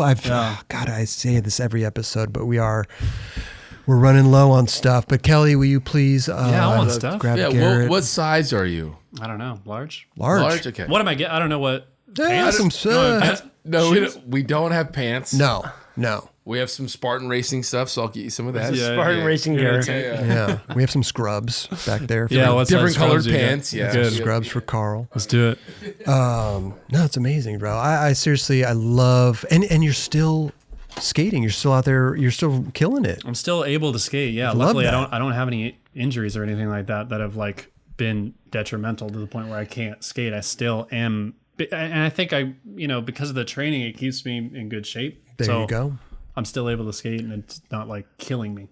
Do you, listen, we all grow up skating. We, get sponsored, turn pro. We do all this travel the world. We do all this amazing stuff. At the same time, we got to film video parts. We got to shoot for magazines. We got to do all this stuff. Now, did you find that did you find a new love for skateboarding after the pro career? Did you enjoy it more? Like no pressure on your shoulders? Yeah, because it became what it was for me when I started. You know what I mean? Yes. There was no stigma to it anymore. And it's just, it was what I fell in love with it for. Right. It was just this amazing thing that I could be creative in and like do whatever I wanted to. thank you, And bro. so, Yeah. this is cool. Yeah, we got a whole bunch of stuff. got a Please lot of stuff. continue though. I like this. But yeah, it didn't have any of the stigma anymore, and I could go out and I could freely skate. And if I wanted to skate, and that was the thing, I was going out and skating because I wanted to, not because it was like, my job. And at some points, you don't want to go out and skate and it's tough. Totally.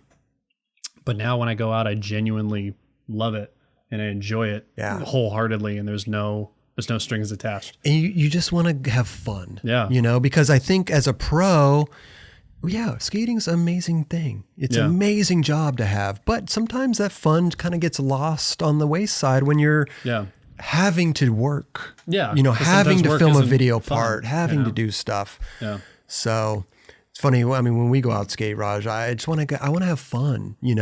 Where's an Instagram clip? Where's this? I don't care. I want to go have fun. Yeah. I don't want to bog. You don't have the urge to call up a photographer. Yeah, I just don't want to bog that down with trying something for 6 hours and just for an Instagram clip or you know what I mean? Like I just want to go have fun with the homies. Well, that's a fun thing. Now when we go skate, like me and Gant and a couple of our buddies will go out and skate for hours and we won't film anything. We just skate and it's fun. There's no pressure to do anything. It's just back to the basics. Totally.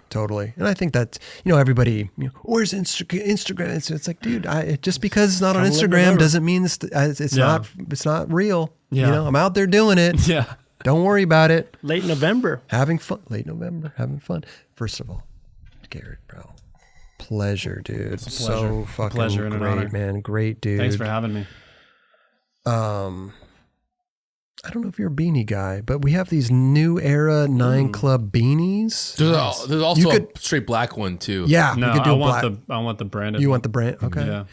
Love to see this in the next Spartan race. If you love to see that. in mud. Great, Yeah, man. I love to this. see that in the Spartan race. This is really nice. Or the long jump thing too. That would be great. Yeah. I'm just gonna start filming videos of long jump. That you Spartan should. race, and just start releasing Shirtless. that stuff, Hey, just honestly. dude, Fuck, going man. for it. I love it, bro.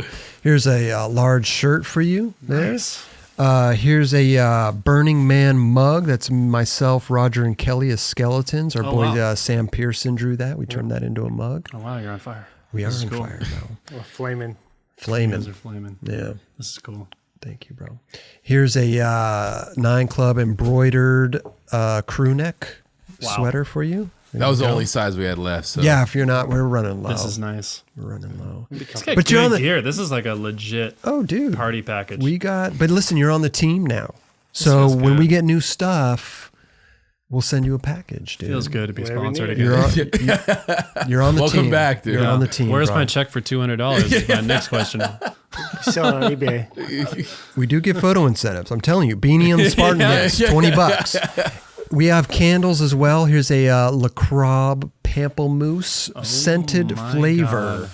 Scented candle. Smells delicious. Smells like grapefruit. Should I know what La Croix is? That's me. Oh. Crob is his nickname. It's my alter And ego. he drinks a lot of LaCroix and LaCroix. Oh, right. Yeah. Jesus, dude. Pamplemousse LaCroix. But figure What does it smell like? Pamplemousse. Pamplemousse? Grapefruit. You don't know what pamplemousse is? That's a flavor? Scent? It's a grapefruit. Grapefruit. One of my favorite LaCroix drinks. Rob Brink makes the candles. This is an event. Yeah. The smell. That's a 100th acre / 9 Club collab. I with love this Rob because Brink. I know the process of which, Rob makes these, and it's incredible. It is quite the product. and you can bring it home to your lady and she'll be stoked. Yeah. Yeah, man. I'm going to be able to create a mood with this. Have I'm you going to have some wine and some cheese. I'm going to light my that God. candle. Maybe a Put on some kung fu. maybe a spiced meat. You Light know, the who candle, knows? do a little love making. It's going to be great. Man, have you ever dabbled in candle making yourself? No, I haven't. Wax making? Have you made your own wax before? I haven't. No. I've never done anything like that. I mean, I'm just trying to. No, but Garrett's done a lot. I'm feeling baited in, and I'm kind of into it. I'm down to learn more. maybe to end the thing, tell us a good Jamie Thomas story. Oh, do you have a? Please. I got a good one to end on. Let's hear it. Let's hear it. Love the chief. Love the chief. I'm fresh on zero, and it's the first zero trip that I'm on, and I'm still trying to get the hang of it. And I'm hoping everybody is liking me, and that it'll You're move not forward. cooking it. Yeah, I know. Trying to fit in. I know. I'm just trying to fit in. I'm fucking down for it. And I'm like, I go into a store and I get some ice cream. Right, it's a hot day. I'm going back into the van, and I've got this big ice cream cone, and it's like a soft serve ice cream cone. It's gigantic, like the size of triple scoop ice cream cone. Does it have a chocolate shell on it or anything? Yeah, it was beautiful. Okay. It was like a work of art. This ice cream cone, it was gigantic, and I was so stoked because I'd just been eating garbage all the time. And I had this this good meal that I was gonna have. And for no reason whatsoever, with no heads up, no anything, Jamie walks out of the van, just 20 feet away from me, walks straight up to me, grabs the ice cream, palms it, takes a big bite, and then slams it on the floor. Yeah. And this happened super quick, and I was in fucking dead shock. I couldn't believe what had just happened. I couldn't believe that my ice cream cone just got palmed and chomped on and slammed on the ground. That shit happened all the time. Was it ever spoken about after that? Did you ever say, Jamie, No, I never brought it up after that. He lit my armpit on fire one time. Straight up.